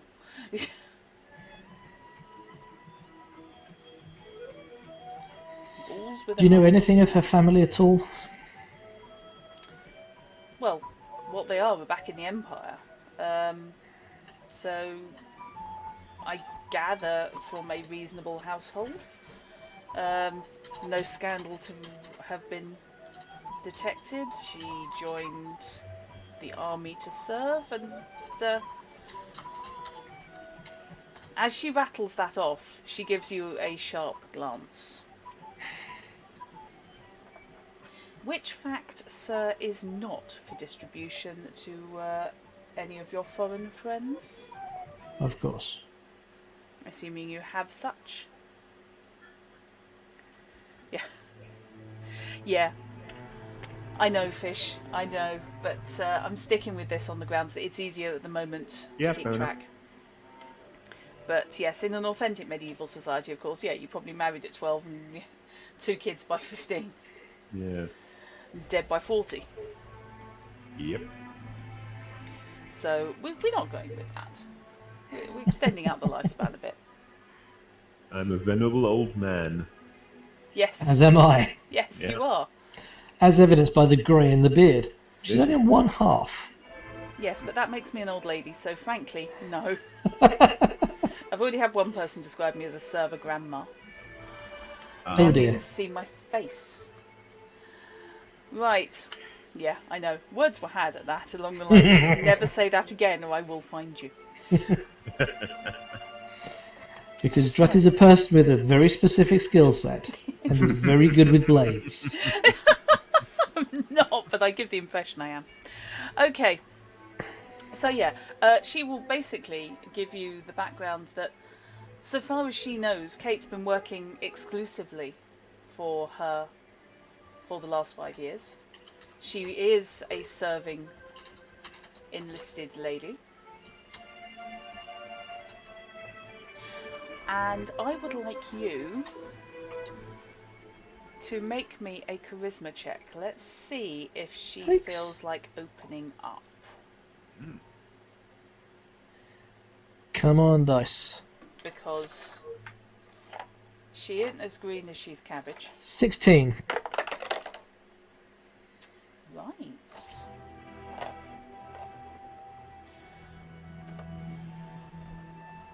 She narrows her eyes, which seems to be her standard expression when considering something. She doesn't exactly squint, it's more along the lines of you think she's bringing you into focus. Along the lines of you're expecting the back of your head to explode.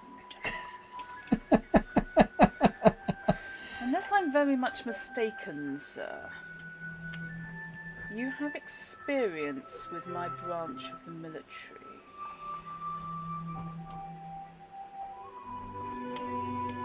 I have experience with a number of things, Miss Bella. Which branch of the military are you in?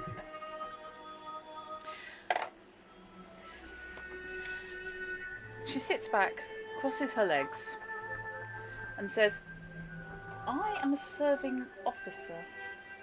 I am sitting here in a silk dressing gown, awaiting 200 drunken men. Oh, you're in that branch of the military. I think we can agree that I am not in the infantry. Ain't that what, man?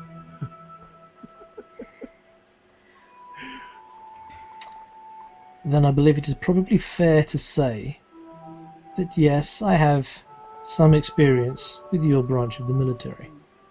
And to be honest, she wouldn't even have pulled that had she not rolled a total of 22. Holy moly! By the way, on her human perception. Your dissemblement, unfortunately, not active deceit. That's just because there hasn't been any active deceit there hasn't yet. been any I active genuinely deceit. want to find this missing person. No, she was simply trying to assess you, and she aced it. It did a bloody good job, yes. It's a job.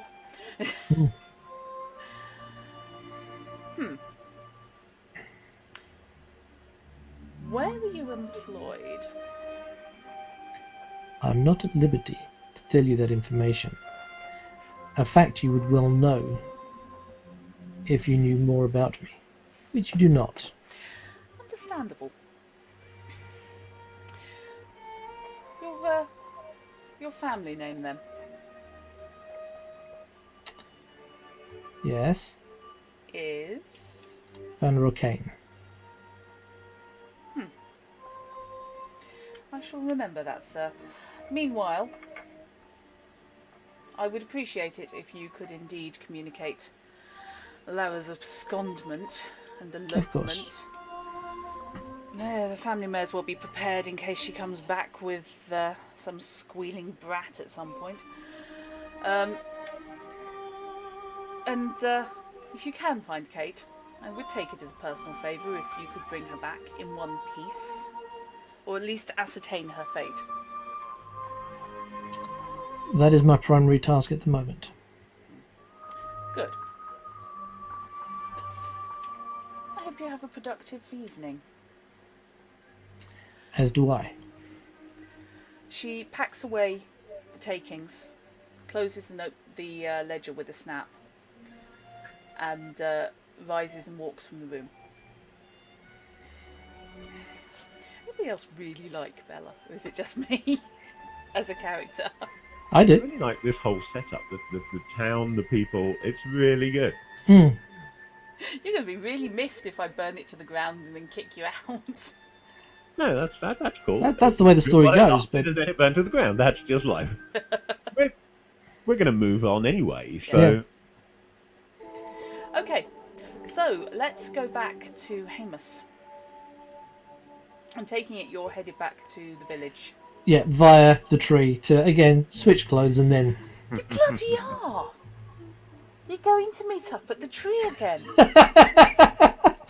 I swear to God, you should just start nailing letters to it. Make it your dead drop. Well, that drew too much attention to that specific tree. Yeah, there is that. Yeah. If we keep Okay. meeting here like this, we're going to attract too much attention. Okay, yes. We need some sort of a rota, maybe. I'm using the tree from 9 till 4, so you can use it from 4 till 12. Okay, at the tree, what were you doing at the tree? What were you retrieving? I was retrieving my other set of clothes and changing into them. Okay, You know, ducking a little bit away from the road so no one sees, okay, changing, and then going to town. right. So that, as far as the private club is concerned, Dagread is in full Nilfgaard Yeah, hype, and then when I get back to town, Dagread is this kind of scruffy oik. okay. So you're getting changed into Scruffy Oik mode. Yeah. And you hear rustlings, which, poking your head out through the top of your tunic, you realise is Heamus retrieving. I'm Or not dumping. retrieving anything. I haven't actually left anything here yet. No, that's true. We Dumping encountered off. each other first time when I was scouting the place out to find somewhere Yeah. suitable. I'm now actually leaving my satchel here. Yeah. Just as I'm retrieving mine. Yeah. Yeah. So yes, there's a half-naked Dagread a few feet away in the bushes. As I said, my lockpicks are in the bag there if you need them.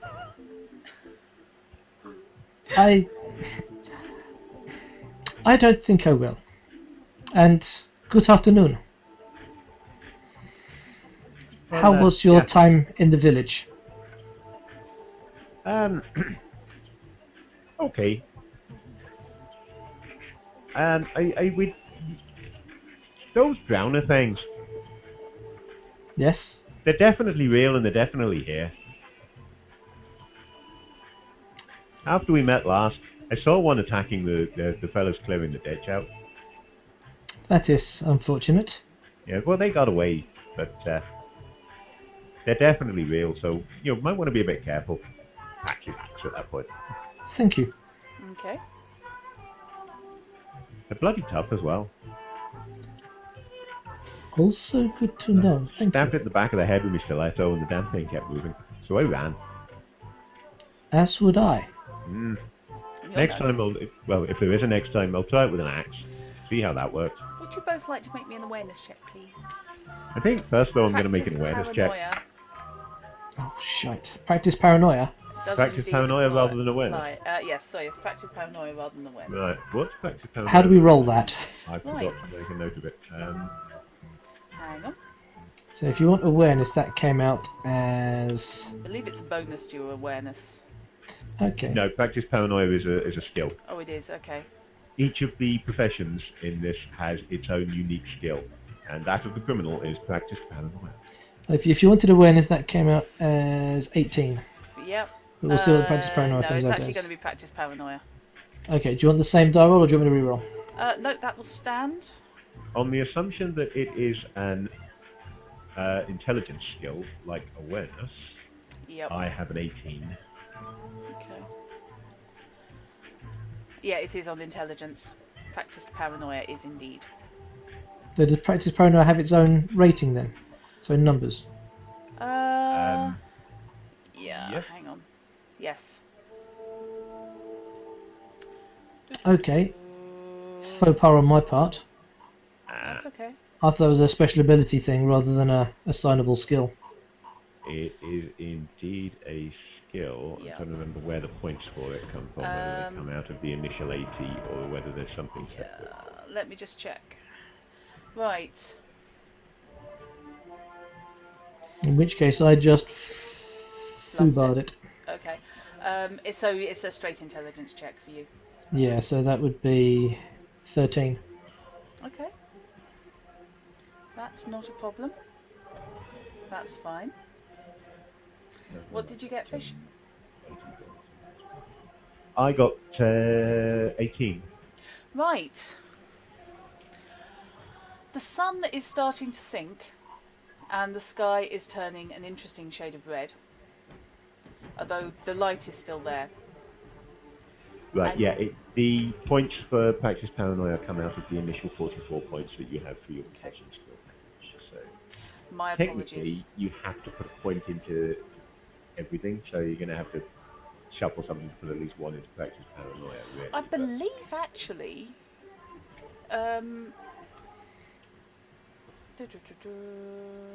Yeah, it's counted in the professional skill package. Yeah, that's what I was just looking up. Yeah. Right. Sorry about that. That's That's my fine. fuck-up. I shall take a point out of a skill I haven't used and put 1 point in that Yeah, so that makes it's sense. as it should, which makes my 13 a 14. Okay. Yep, I have no problem with you sorting that out. You can tweak that. That's cool. First time we created characters for this game, and Knight was the only one who didn't have a rulebook in front of him, so easy mistake to make under the Good circumstances. point. Good point indeedy poos. So, That's 14. That's still not good enough. The 15, however, is Or even 18. 18. 15 difficulty, however, is what you actually needed to See, roll. I've got 12 before I roll any dice. Bloody hell. I put the maximum 6 into it.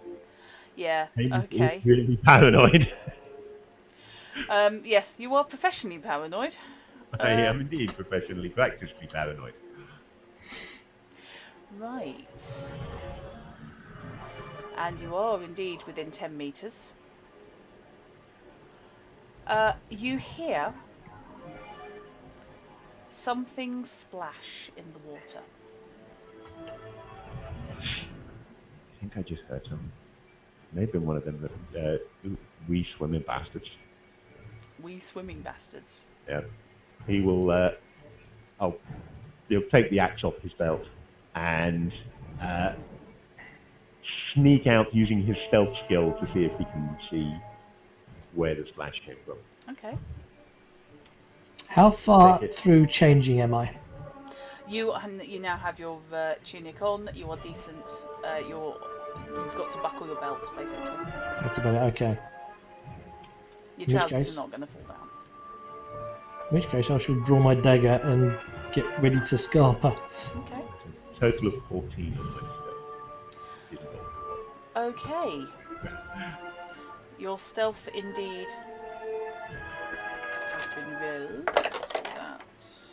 How does the randomization know? This music is perfect for sneaking out to see if there's a drown. It is. Where are you sneaking to? I'm sneaking in approximately the direction I heard the splash. Okay. Right. Sneaking in the direction you heard the splash, you are keeping low and into the limited amount of cover. Yeah. And you see in the creek, you see a humanoid figure in a half crouch with a bow. Well, that's no drowner.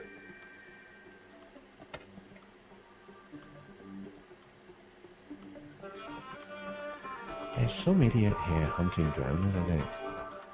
Someone standing in the water with a bow. He, are you assuming he's a he? I'm assuming, has a hood up, and on one shoulder you can see, as the fading light of the sun hits it, a white patch with a logo stitched upon it.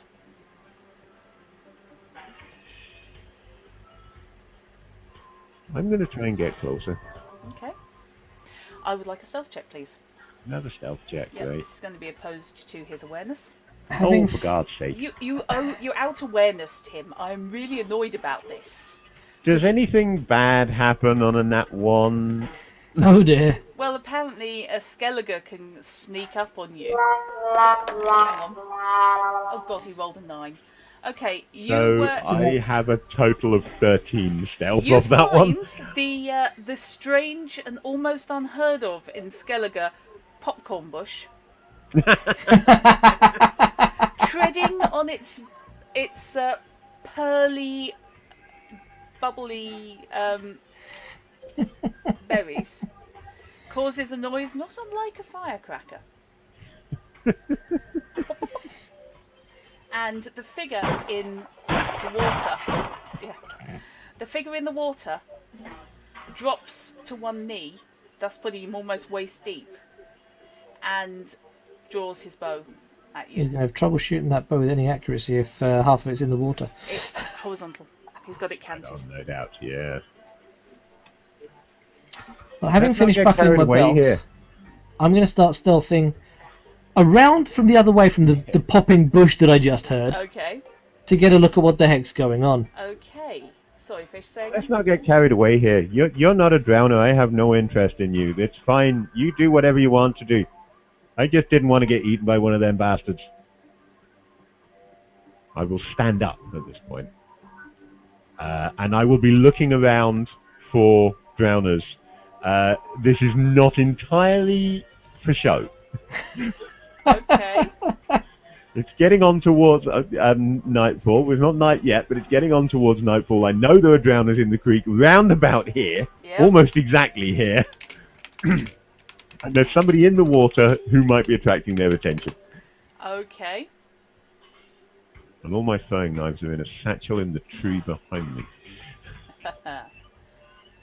What's your business here, Dwan? Sorry, my business here? What? Dwan. Is this an elf by any chance? You speak Elder speech. You I know do indeed. that Now, he'd... the way it works is, Yeah. I mean, this is an optional law, but I'm assuming one that Yeah. will do, that you have a penalty at the other versions of Elder Speech. That's it. So I think I have effectively +6 for like Elvish, Dwarvish, Yeah. because they are different languages. But yeah. But also, of course, his background, he was very romantically involved Yes. at an early age with an elf.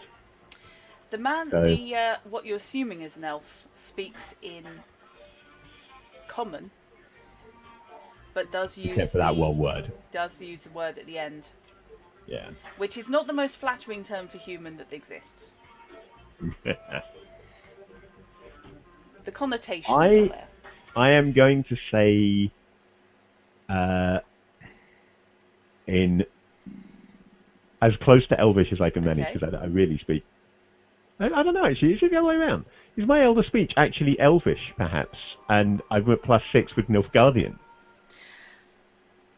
Actually, God, yes. it Because with would. my background, that Yeah. would be more likely that I'd have learned Yes. Elvish. Yeah, In which case, I speak fluent Elvish. yeah. Go for it. So yeah, I am going to say in Elvish. I'm just passing through on my way to the club. I heard a splash and I was worried. Not looking for no trouble. He stands up and shoves back his hood. You are faced with to say a handsome elf is kind of an oxymoron. Yeah, it is a bit. Sorry, tautology, not It's oxymoron. tautology rather than Yes, my oxymoron, yeah. apologies. He is, to your eyes, relatively young, but that could mean almost anything. He could be your grandparents' age. And he looks slightly surprised at you, but he has released the bow, released the arrow, and begins to wade out of the river towards you. I will then say in my slightly broken common, you might gather I'm not from around here. You speak a civilized tongue, and he does reply in Elvish. I shall respond also in Elvish then, obviously. So long as he's talking to me in Elvish, I will speak to him in Elvish. I reverted to common speech because that's what he spoke to me in. Make me another stealth check, I- please. Not you. Yeah, I figured. Dagread. I learned it when I was a kid.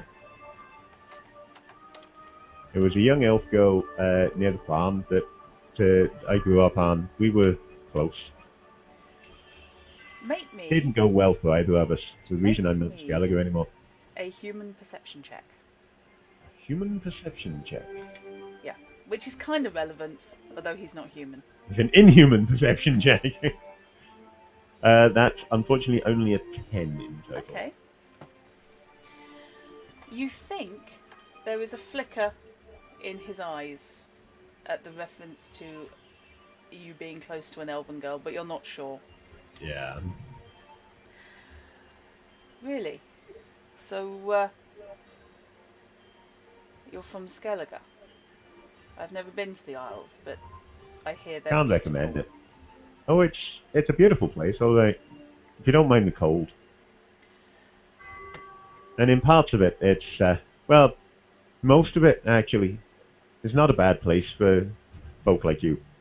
Unfortunately, where I grew up, you weren't very popular. So, why are you here? And what is he doing? Yeah, Well- somebody just rolled a 10 on his awareness check. Like Oh, I said, just passing through. Muted. Can't hear you. Sorry, the dog was barking. That's I all right. muted him. So, how much of what's going on in the Elven speech can I understand? Because I just have Elder speech, which is going to be on the Nilfgaardian side, obviously. Yep, that's fine. It actually, but you've basically got nothing- it at +6 instead of +8. Yeah, nothing Okay. complicated has been said. So yeah, unless we start getting into more advanced speech, you should be able to understand it fine. So I've gotten his story about the Dalians with the elf girl. Yeah. Yeah. Okay. Yes, file that information away for future use. Oh yes. Just passing through works on more than one level. We're just passing through town. Needed to stop and make some travelling expenses. Now I'm just passing through on my way to my job. Now that he's moved out of the river, because he doesn't particularly want to have this conversation while standing In cold in water. You might want to be a bit careful. There's a drowning lair not far from where you were standing. I know. I was hunting All right. them. You were hunting drowners. Yes. Don't suppose you hunted anything else lately, have you? There's a few missing people from town. 2. Well, This is why only I one is hunt- still missing. This is why I hunt drowners. I have my reasons. This Yeah, I'm town thinking is that not entirely... you probably also have good reasons to not want people to see you. Which is why I asked. Not Yes. As not you- making any judgments, just saying, have you had to keep anybody quiet lately? As he approaches you, you can see that the patch on his shoulder is indeed a white shield with 3 crossed arrows as its symbol. Is that an emblem we recognise? More likely that you would than Heamus, simply because they weren't particularly active on Skellige. But if you can make me an intelligence check. Pure intelligence? Yep. I'm assuming you're no longer trying to skulk. No, no Since- skulking. since No, he he's largely pointed went me out. to- I'm standing up, Ryzen. Yes. Yeah. joining the skulk conversation. until you get seen, and then you remove the K. Yeah. 14. Okay. Yep, I'll take that. It's a logo. It's a symbol of the Scoia'tael, who are the inhuman. They're the elven terrorists, aren't they? They're not. They're mostly elven, but you actually do find dwarves and even some humans Yeah. among the squirrels. Basically, they're the response to the fact that elves and other inhumans get burned at the stake on a regular basis for largely Yeah. having pointy ears and being there first. They're really the resistance to the eternal flame, aren't they? Yeah. But they suffered very bad losses, and instead of roaming bands of them being a constant threat to travellers, they're now far rarer. They're less organised. And they were always primarily in the north rather than the Nilfgaardian Empire. You probably already know this, but they are posting jobs in town for people to bring back squirrel tails. You should know. They usually do the one. But not everyone in this town is unworthy of protection. And again, human perception check, please. You're both close enough now. That is an Perception empathy check from both skill, of is it not? Human perception from both of us, or just 9? That's actually from both of you. 15. You're both able to see his face. Okay, the 15 is good enough. 15 is actually what you needed. All down, so missed it with 14. Okay. His expression, when he says not everyone in town is unworthy of protection, his expression softens. He's looked relatively friendly when talking, well, as relatively as an elf can, when talking to Heamus. Talking to however, his face hardens and he looks disdainful when looking at you. But his expression perceptibly softens when he mentions the town, or at least somebody in the town. So you do this to guard the town, or at least someone in it. I'm not interested in who this is. Nothing I wish to know. I saw you the other night, or God, last night. I saw you with the woman. Don't like to That was interrupt, you. but I need to get to work. So why don't you two catch up, and you can tell me anything that I actually need to know tomorrow. It's a pleasure meeting you. By the way, my name's Heamus. Heamus of Nargol. Don't go to Nargol, it's an awful place. You have a polite souled one. Well, I He tried. actually has a name. Hang on. Helenin. And the heck do you spell that? Hae apostrophe Oh God. Linin. There it is. Helenin. Is there some sort of a traditional elven parting that I might know that I could use? There is. I'm not even going to try and pronounce it because I have seen Okay, it. so yeah. But yeah, basically Heamus there's a will hail use and it farewell. anyway. Nod his head to this elf and then trot off towards the private club because he doesn't want to be late for his first day of work. Okay. He will indeed. He will return the salutation and then look curiously at Dagread. Much as you might look at an interesting specimen on the sole of your shoe. Oh, that's an elf, all right. I am called Dagread. And my presence at the house of the oh, crying out loud. Young lady? Thank you. It is late, my tongue is getting tired. Yeah. Was to ensure she got there safely. There are drowners around. I did not want someone who was such as her to be left alone in case of drowners. When I spied you, I did not know what I saw. She offered me the couch for the safe night's sleep. You thought me a drowner? I saw nothing more than a shadow. What was the idea? Drowners have been suspected to be in town. So I gather. And I would have them stay clear. Of course. She is a intelligent and fine young lady. And yours. And of no interest to me. Then why advise me to stay clear? I'm not. I would have the drowners stay clear. I see. Speech is incomprehensible.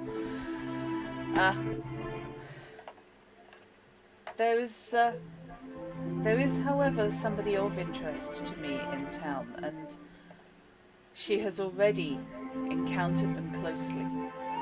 I would have that not happen again. Just realised I don't speak fluent elven. Sorry? I just realised I don't speak fluent elven. No? My primary elder speech would be Skellige. They use elder.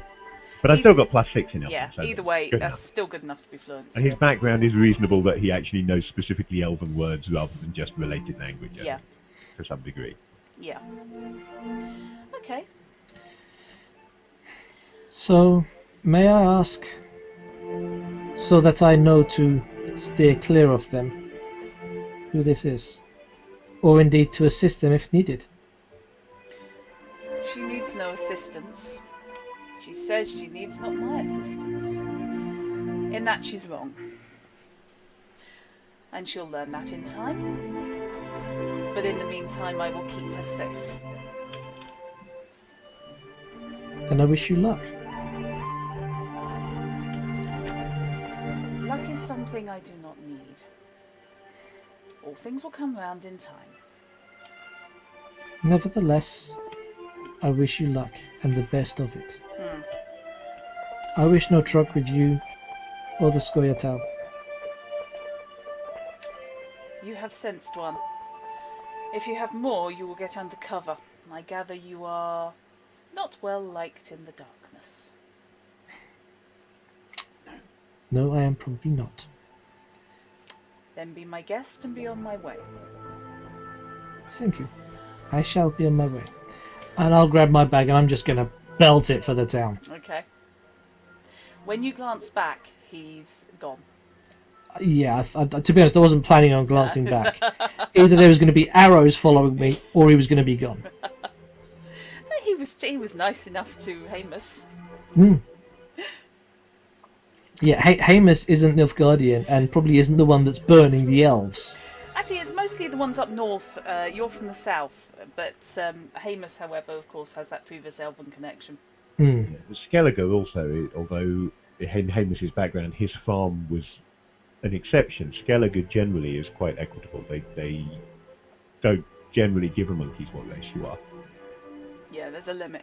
If you can live in the ice and snow up there, then frankly... Yeah. There's also not that many Inhumans, to be honest. It tends to be more dwarves if there are. Largely because mountains. What are you going to do? Because mountains. Yes. But there are forests as well. Oops. Okay. I'd have to go back to the planet. I'm on a different one. So if a rescue needs to be mounted for me, I'm going to have to rely on one of you two to do it. That's fair. Okay, so you're headed back towards town at a rate of knots. Yes. You're headed to the Privates Club. Right. So, let's stick with Dagread. Oh, okay. Where in town are you going? Well, I need to reclaim my bits from the burning horse. Yeah. And then I believe I have lodgings at the gardery because I have a job there. Mm-hmm. You do? I haven't yet been to the... Oh, the word's gone. Thank you for the suit, but okay. I'll do that in the morning. Okay. Were you intending to locate Lara's family this evening, or were you going to wait I'm going to do that while... day? That's a tomorrow morning thing. Okay, I really don't plan being out after dark. It seems like a dangerous thing. You know, even drunk people going for a pee behind the pub are getting done in by drowners. Yeah. Much as I can probably sneak around and avoid the drowners, yeah, I'd rather not have to. Okay. And plus, there's a member of the Scoia'tael Slough skulking around there. Yeah, he was skulking around town, and I don't want him mistaking me for a drowner or for someone that doesn't like Scoia'tael. Okay. So, in that case, I will leave you with that. We've had you quite a lot. And we will head back to the Privates Club with Heamus. Ooh, yeah. Pitching up with his axe and his sheepskin. All ready to do his best Tom Cruise cocktail. Yes, indeed. Right. As you head in, the sun starts to drop completely behind the horizon, behind the hills. And the club is not in full swing by any means, but it's warming up. There are some girls behind the bar serving drinks. There are a couple of people with lyres producing reasonable music, to which some people are dancing on the raised dais area.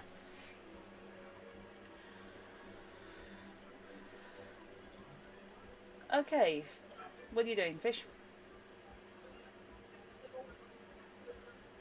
I'll look for me, boss. Okay. Is he anywhere to be seen? Yes, the captain is indeed there. Right, I'll head straight for him then. Okay. I said before nightfall. Sorry about that. I heard some splashing and was a bit worried because I don't know if you heard, on the way back into town, I saw a drowner attack the lads that were clearing the ditch. Ah.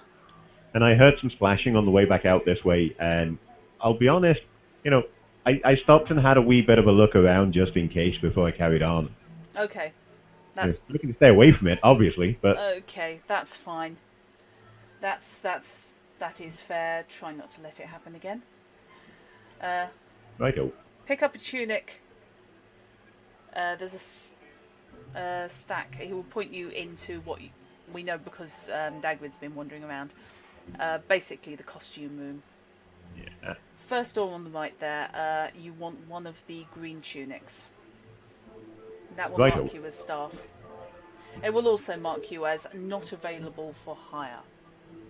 That'll be handy. So yeah, I will go in there and find a green tunic that Okay. There are seems about the right sort of some size. I think probably one size fits all. There is a set of open shelves on the left, and you can indeed locate a reasonably sized tunic. The first one you try is a little small, but the second is fine. You notice on your way back out that the serving girls, i.e. the ones only serving out drinks, are wearing green dresses. Yeah, which is obviously the way the colour coding works. The dancers aren't wearing very much of anything. Very much at all. They tend towards the push-up bodices, and some corsetry is involved, and garters. I will leave my jerkin and my own tunic Okay. in the costume room, just sort of shoved out of the way somewhere. Okay. But I'm bringing the axe back with me and stashing it under the bar when I get there. Everybody else has a shotgun, you've got an axe. Okay. I've got an axe, yeah. Things I didn't want to hear this afternoon, by the way. My mum saying, well, I bought my axe from Lidl. She did. Okay. Why does your mother need an axe? She has a garden. She has trees she no longer wants. Okay. She's wanted an axe for a long while. She won't have a chainsaw, though. Now she's got the excuse. Chainsaws are cool. I have two. Yeah, unfortunately, I gather one of my relatives died because chainsaw blade snapped and went straight through his chest. So. Oh, yeah, that's nasty. Yeah, that would do it. Yeah, that would do it. Yeah. I do also have two axes as well. Well, yeah, but you're also probably bearded, aren't they? Or are they actually for wood chopping? They're actually for chopping logs and such. Rather than intruders. I've got an open fire and a wood burning stove. Oh, good point. Yes. Go then, yeah. Yeah, if you're going to do a thing, do it properly. Right. So yes, the evening picks up. Crowds of uniformed men come in. They're not in the full gambeson or anything, but they are in uniform tunics, black with gold trim. And yes, you've got a scene going. Yes, Suddenly I have, detect. I need to turn off the musicians because I've also got music playing.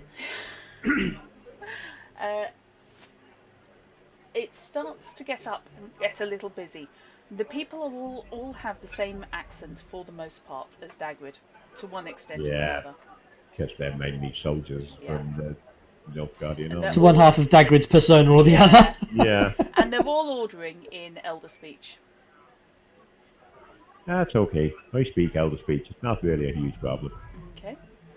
You mostly have men coming in, and they're getting their drinks in clusters, and effectively giving marks out of 10 to the girls dancing. But every now and then you have a little gaggle of ladies come in, again in the same black and gold tunics, tending towards high boots and functional outfits. Not thigh high and stockings or Probably anything stupid. scouts and that sort Yes. of thing, I'd imagine. Yeah. Looking at it practically, the height of the boots are suitable for defending against moving through unforgiving underbrush, that sort of thing. But it doesn't add any extra bulk. So yeah, you're guessing scouts. They weren't mentioned. And they come in and start eyeing up the gentlemen who are dancing on the podiums, for the most part. There seems to be a little crossover. They're all ordering beers for the most part, though there are occasional requests for wines. Some of which you're having to ask which ones are which, because if somebody comes in and asks for an Nilfgaardian red, you're having to check which keg they're talking about. It's my first day here. You'll just have to give me a moment to figure this out. Okay. Please make me... Please make me an intelligence check. Intelligence check. Yep. Just straight intelligence. Yep. That is going to be, I think that's a 10. Just check. That is indeed a 10. Okay. You make a couple of mistakes, and you find this out only when the captain approaches. Elwyn approaches you and points out that you've just given a rather good wine in place of the fairly standard vinegary soldier's draft that they'd actually requested. Whoops. Yeah. He does point out which you should have given. I'm sorry, I'll pick this up. It's not too difficult, it's just learning which barrel is which. Yes. It's okay. If I thought you were doing it deliberately, then we would be reassessing your employment. He is, of course, also doing that whole French Parliament thing and chatting to everybody. Yeah. So I don't know whether you want that. Okay, make me a social etiquette roll, please. Social etiquette rather than charisma. Where's Social etiquette. I don't have it. Though, It's under intelligence, but I want you to make me a social etiquette roll. Yeah, And I don't know social etiquette applies because I'm fairly certain from the description that is basically posh stuff. it could be. Let me check. Yeah. I may be misremembering. Because I've screwed it up. And yeah. I may be being unkind. Oh, I would have said this was more charisma. Hang on.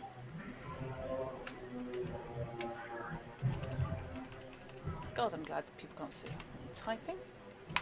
Ba-dee-ba-dee. Yeah, okay, fair enough. Yeah, you're right. My apologies. Not a problem. So yeah, if you could, in that case, yeah, make me a charisma check. Right, in that case, it's still a lousy roll, but at least that's 11.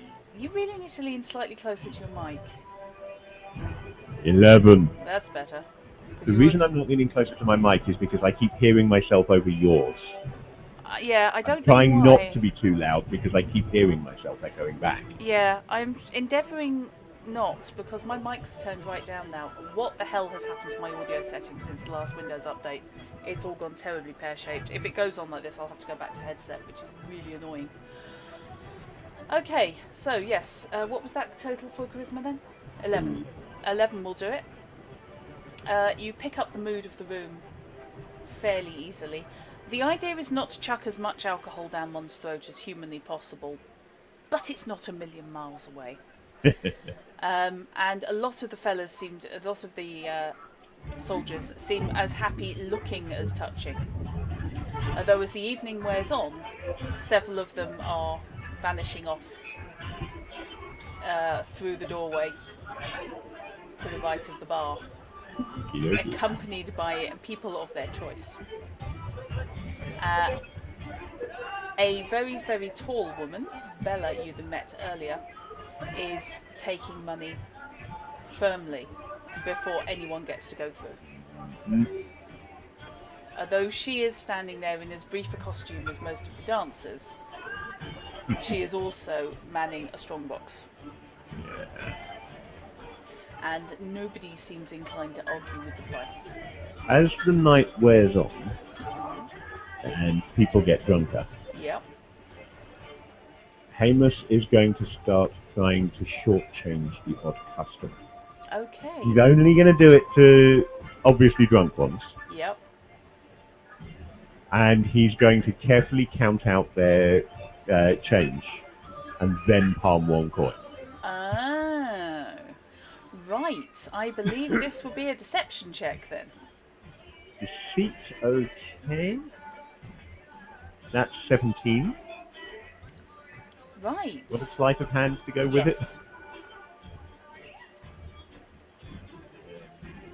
Deceit's largely not to go. Ouch. Natural 1, only 13 sleight of hand. If he rolls a natural, if the first one rolls a natural 1 as well, you're okay.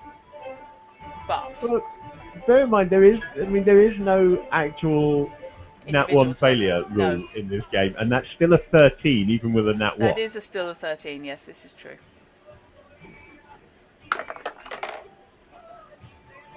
As it happens, he rolled 2, which gives him a total of 10. So, you get away. You fumble slightly with the coin. Yeah, I but know you I get did away shit, but with I got it. away with it. Yeah. Your pleasant demeanour. And look at the eyes, don't look at the hands, look at the eyes. Yeah. Gets you out of Look trouble. at the wink and leer at a dancer while I'm Yeah. doing it. Yeah, he glances over and is eyeing up what he can see.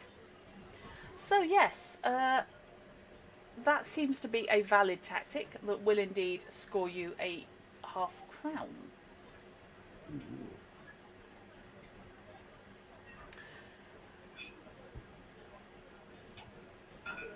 Okay.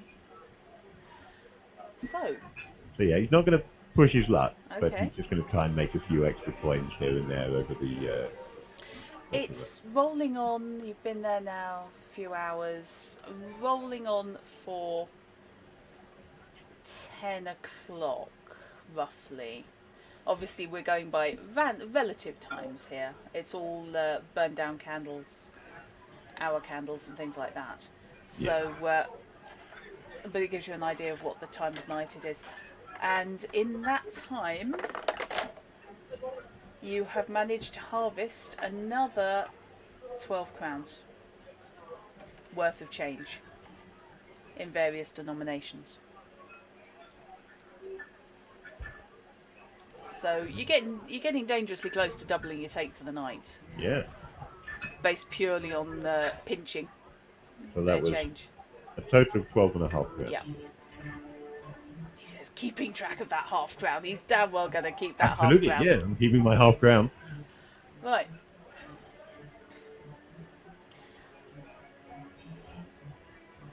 Okay, as the night wears on, people settle down into more of a pattern.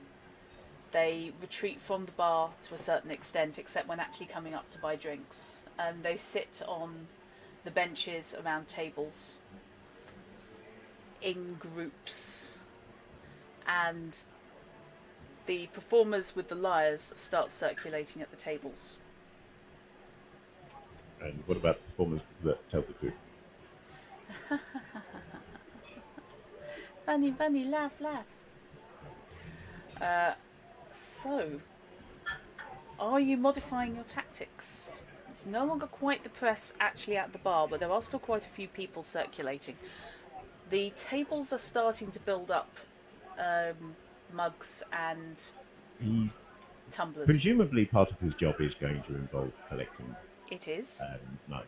So obviously he is very much going to be an opportunist in this instance. If he sees something that, if he sees an unattended purse that he might be able to pick up, he will go for it. But he's not going to try actually picking anyone's pocket or anything like that. Okay.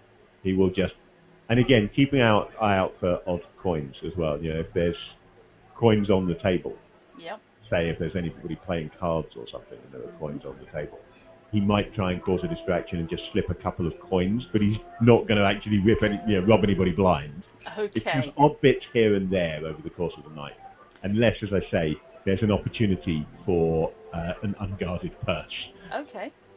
Make me 3 awareness checks for hours 10 to 11, 11 till 12, 12 till 1. Right, 13 for the first one, so I saw subtle then. Okay. Nothing leaps out that people aren't guarding. 19, however, for the second one. Okay. And the third? And the third... 20. Right.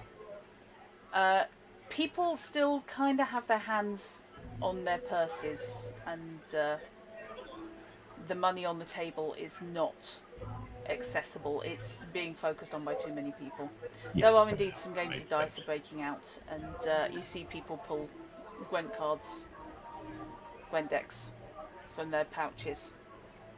And, some light-hearted gambling is going along with the drinking.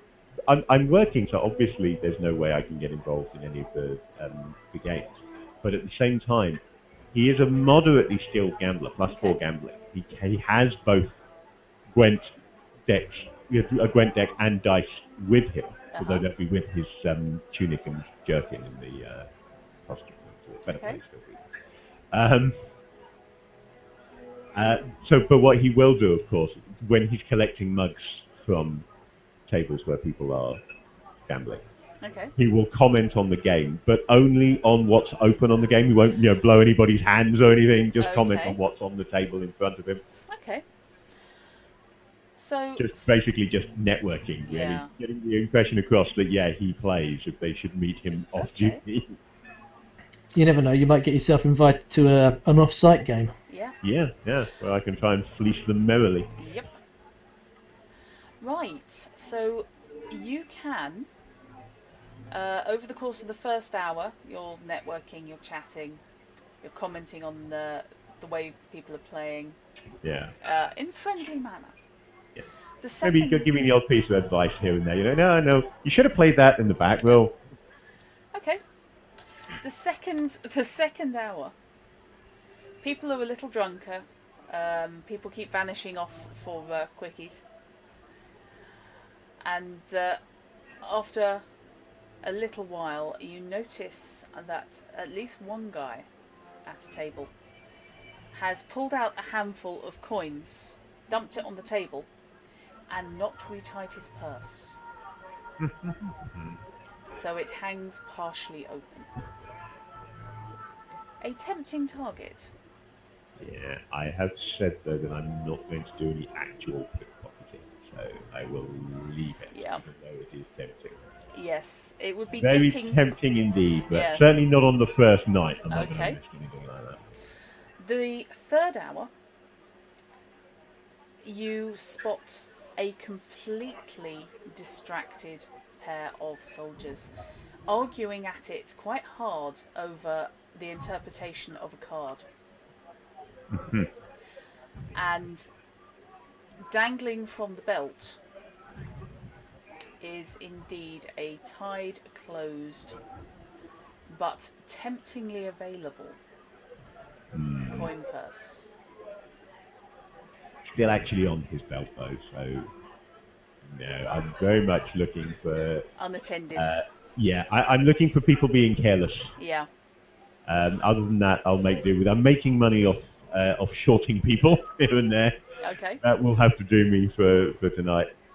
You'd certainly get the impression that as things get more involved, more heated, and people get drunker, there are definitely opportunities for somebody who's a bit handy. I'm also hoping I might get the odd tip, because I'm being charming and chatting to people. I'm keeping track of your behaviour over the evening, and yes, you will be getting random coinage thrown at you on and one for yourself basis quite often. Yeah. We'll obviously be using the standard bartender tactic. I'll have it later. When I'm offered a drink, I'll take the money instead of the drink. Yeah, I'll have one later, thanks. Yeah, that's the one. Or I'll have a water, thanks. Around 1 o'clock, you get a short break. And I will. Other than just having a break, which obviously I will do, I will also take the opportunity to check that my tunic, jerkin, and dice and cards are still okay. Yeah. Nobody seems to have gone there. I was more worried that somebody might have tidied them or something, rather than that they might have been stolen, because I don't yet know where I can stash them. The room is considerably less tidy than when you were in there at the start of the evening. There are relatively brief costumes and a certain number of dresses that wouldn't meet weather requirements in Skellige have been tossed onto the table.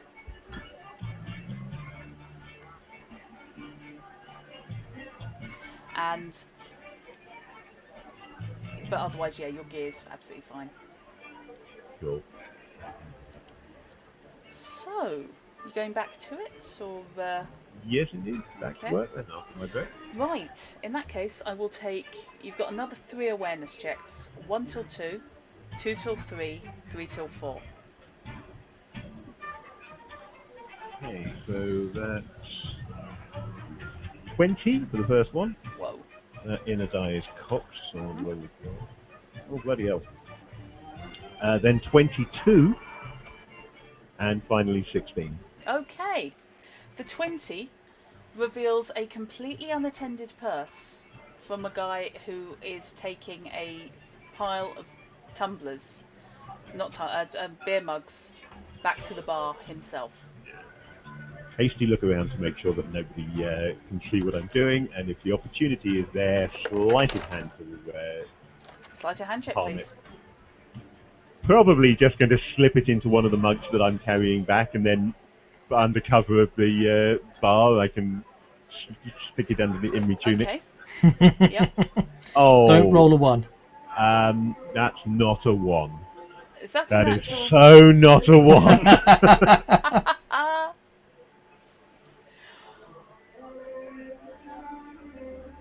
No, it's not going to show No, because it's it's going not. to blur, isn't it? No. I'd I'm say assuming a 10. It's a 10, yeah, which means that my sleight of hand comes out at... that's 22 sleight of hand. Whoa. Okay. So, yes, you can indeed filch the pouch as you reclaim a couple of loose shot glasses or shot tumblers from the table. Dump it into one of the pint mugs you had. Yeah. And head back with nary a qualm or conscience. If it's feasible, I don't know how much I will be able to get away with this because it takes a little bit of doing. If it's feasible, after I've got back behind the bar, I want to try and transfer the coins to my pouch. Okay. If I've got the opportunity to do that, then next time I'm collecting mugs, I'm just going to casually drop the empty purse under a table. Okay. Make me... It's going to be an awareness check to make sure you're not being watched. Okay. Apparently the gods want me to steal. 22 awareness. Second natural 10 in a row. Okay. Yes, you can see when both the barmaid types are otherwise occupied, distributing and handing out and taking money of their own. And you can switch the contents into your hand and then straight into your own purse. Cool. And then, yeah, as I say, next time I'm collecting mugs, it'll just be probably another sleight of hand check necessary, but it will just be casually drop the thing under the table as I'm picking up the mugs. That's as easy to do. I'm not going to ask for a check on that. I'm not going to ask for a check on everything. So that was the 20.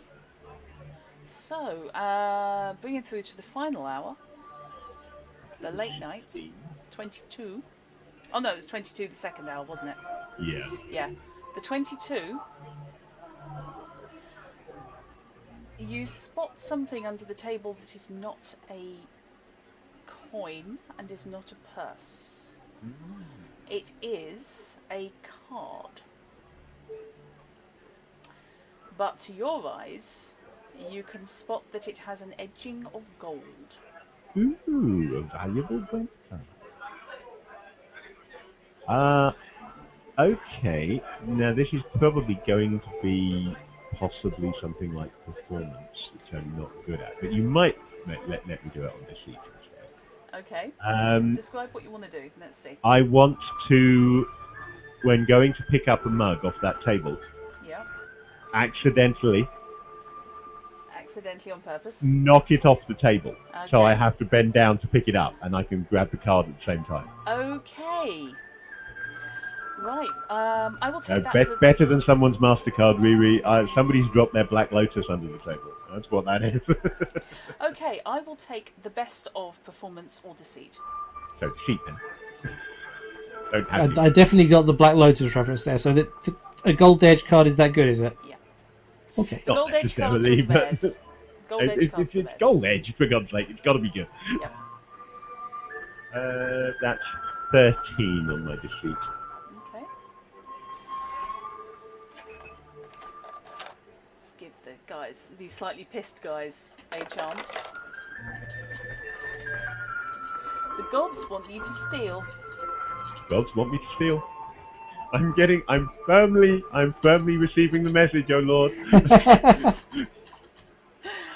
Yes. So yeah, you feign the thing. You feign knocking the mug off the table, and it fails to shatter on the ground.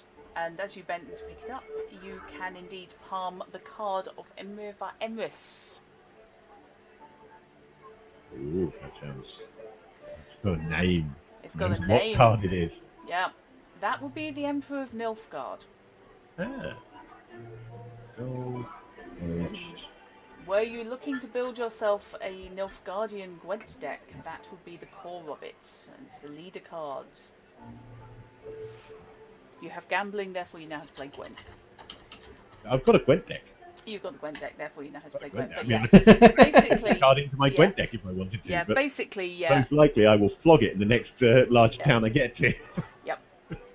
You register the image with the portrait on as you palm it, but obviously you're not going to look at it in any detail at this stage. Oh no. What did I just pick up?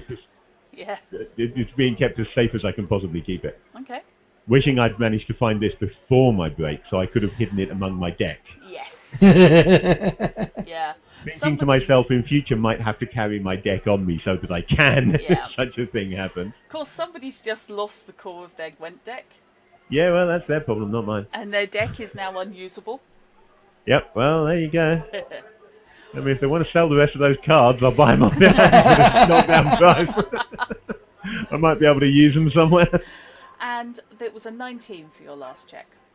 16 for the last. 16 for your last check. Everybody's pretty much winding down by this stage. No one's really arguing anymore. There's a few people with heads down on the tables who are cupping a few 40 winks before heading back to camp. This is not all the same number of people. It's basically people have been cycling in and out. Some have come in for a quick shag, some have come in for a drink. There's been a lot of people back and forth. And the dancers are looking appreciably tired at this stage. And unfortunately, although there are a lot of heads down, nothing is really leaping out at you. There's a couple of opportunities if you were pickpocketing. There are some significant ones there, but you're avoiding that. And I think I've probably got enough for one night anyway. So, yeah. Okay, so what you have managed to get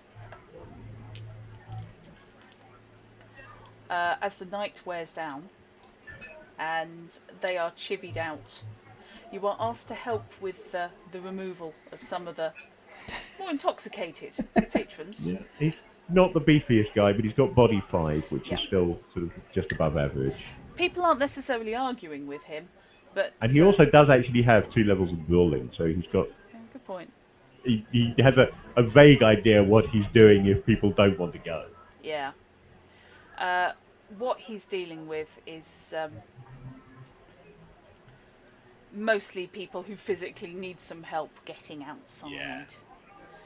And, I completely forgot to swap the scene over. Go figure. This shows me. As things all wind down and Dawn's rosy fingers start to caress the horizon. Lucky her. You are told to clean the bar and then knock off. And you are given your first night's pay by Bella. I will do that. You yourself have made a additional 32 crowns. That's on top of the 12.5 I already had. That's on top of the 12.5 you've already got. Most of which came out of that one guy's purse. Crowns. Plus 15 crowns for my wages. Yep. Yeah, that's not a bad night's pay. That's a pretty good. It's a pretty good nightly rate, yeah. Yeah. Yeah, that's nearly 60 crowns for one night. That's Yeah. plus the card, Yes. whatever that's worth. So yeah, I think this was a good call. Yep. Okay. So, dawn is coming up by the time you finish wiping and tidying. And yeah, I am going to be fairly knackered by the time it does because I've been up all day Yep. and now also been up all night. So he will, as soon as he's knocked off, he will grab his bits out of the costume room, presumably leave the tunic behind. behind, Yeah. and find out where he's supposed to sleep, Okay. and do exactly that. Okay. He is referred upstairs to a room where there are a couple of cots, and in one of them sleeps a young lady. He's pointed at the other. Right. His purse, his cards with the new one slipped into the middle of the deck, Okay. and his dice will go under his pillow. Okay. The jerkin, tunic, and axe will go under the cot, along with his boots. And then he will just collapse into the cot. Yep. And sleep. There's no need for them to do a look but don't touch on her, on the grounds that you're too knackered to do anything anyway. Absolutely too knackered anyway, yeah. And so she. So, I think we will call that there. Sounds reasonable. What would it be? 10:30 already? Yep, as you collapse into bed there, and you will have collapsed into your assigned cot at Kelsis Manor. Don't need to do the dance of you getting in, although you will be looked at askance that you have yet to put the order in for your tunic.